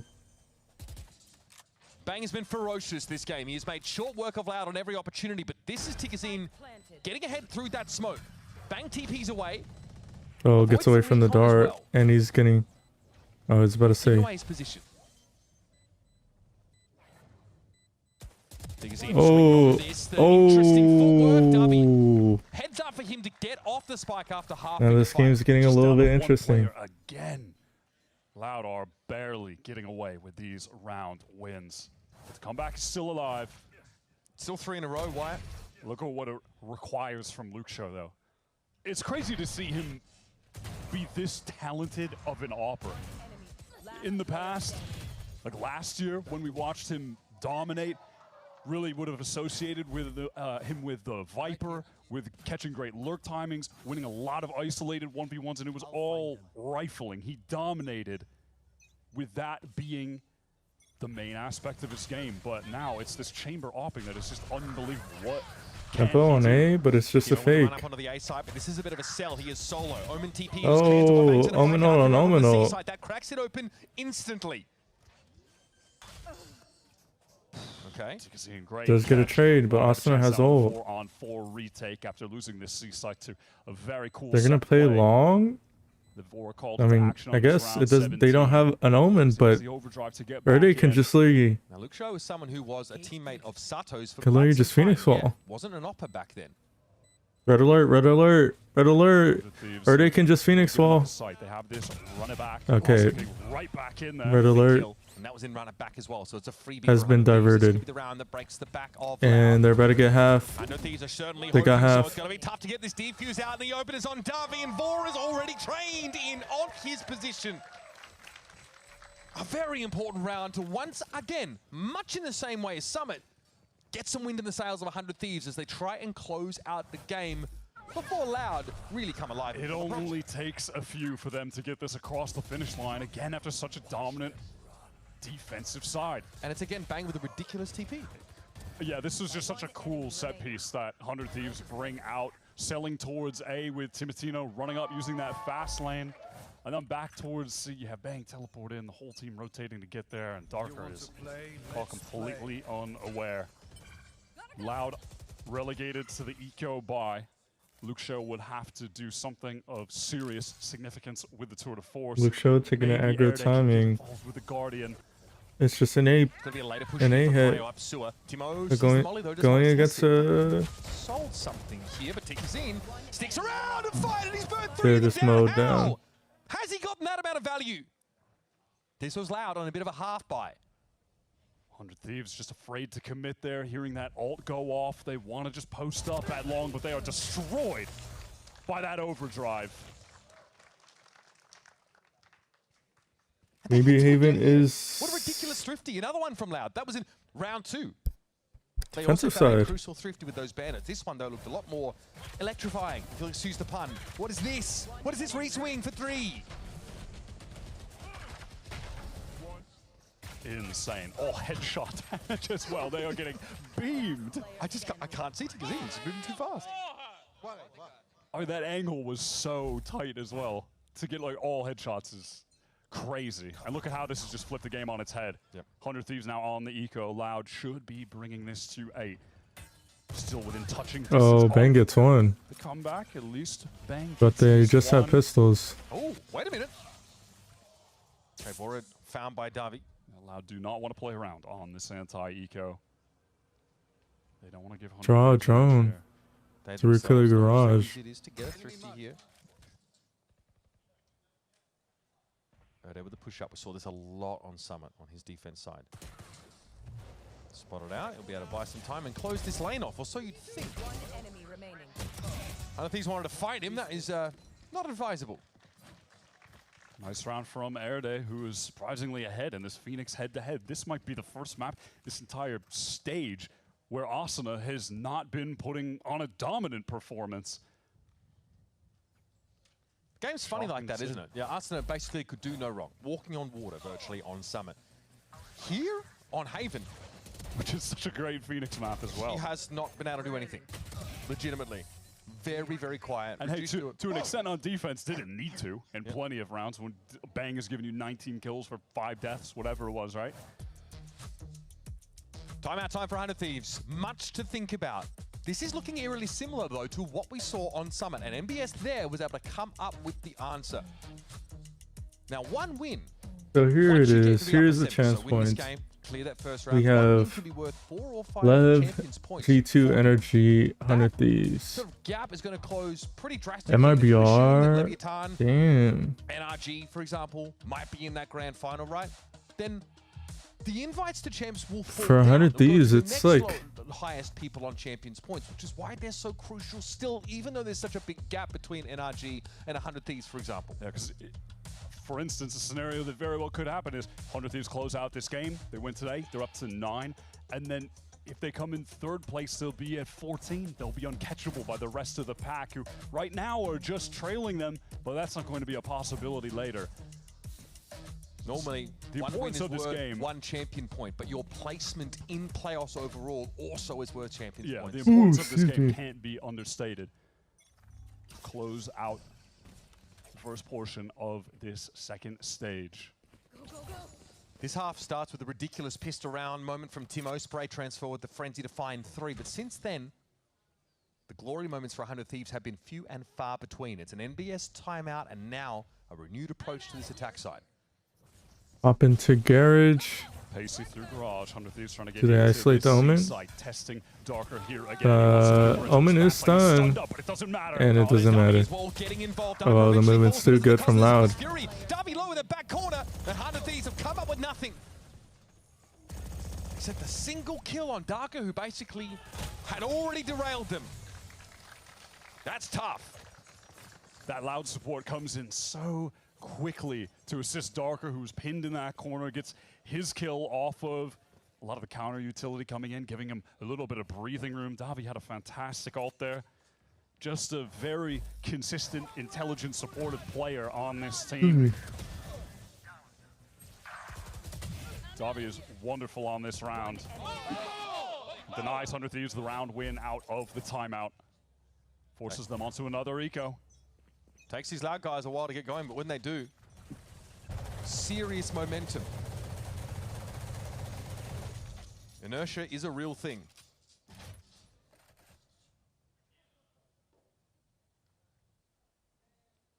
Okay, mid walk from Loud against pistols.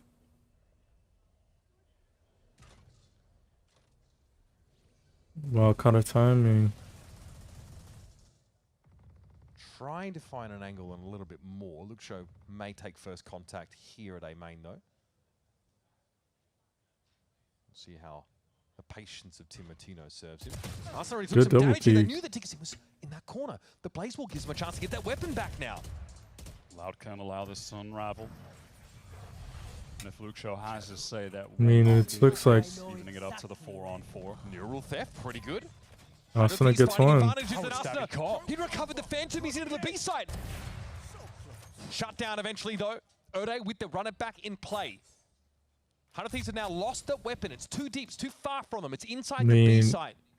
they hear Players to go into. Do you really want it to be Lucio? Absolutely trade not. 2 for Cryo 2. with that trade, Chop though, is off. still going to give 100 Thieves It's a big chance. We weapon haven't seen for holding Cryo heaven. much in this stage, but one of the best of all time in +4 has Americas. drone. This game, this round, is winnable. For 100 Already Thieves. has The one pick here flash. on the player in But heaven they could have be smoke massive, for but it. it's a They know. heads-up smoke that's going to force a relocation from Cryo. Makes it very awkward for him to play with his op. Vor is about to get flashed. Oh, into what a this Tuesday. He tries to flash. turn it, but he's just ruined. Ooh, they might Do they collect. line up? Do they line up? That's one with the op. One Now Cryo in a position to bullet. close. Dark is there. Jeez. Dangerous waters What a for Loud. flash by Erde. If they navigate through, and it's a one-round game here on Haven. 100 Thieves are that close to dealing a Thrifty back towards Loud. What a turn of momentum it would have been. But Lucio comes up with multiple important trades as the rest of his team were being caught in some awkward situations.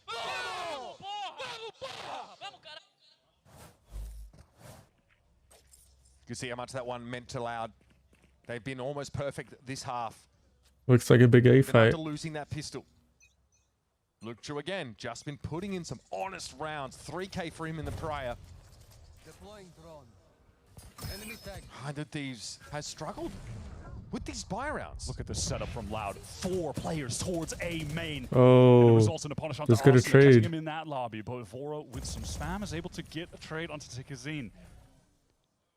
Loud would hope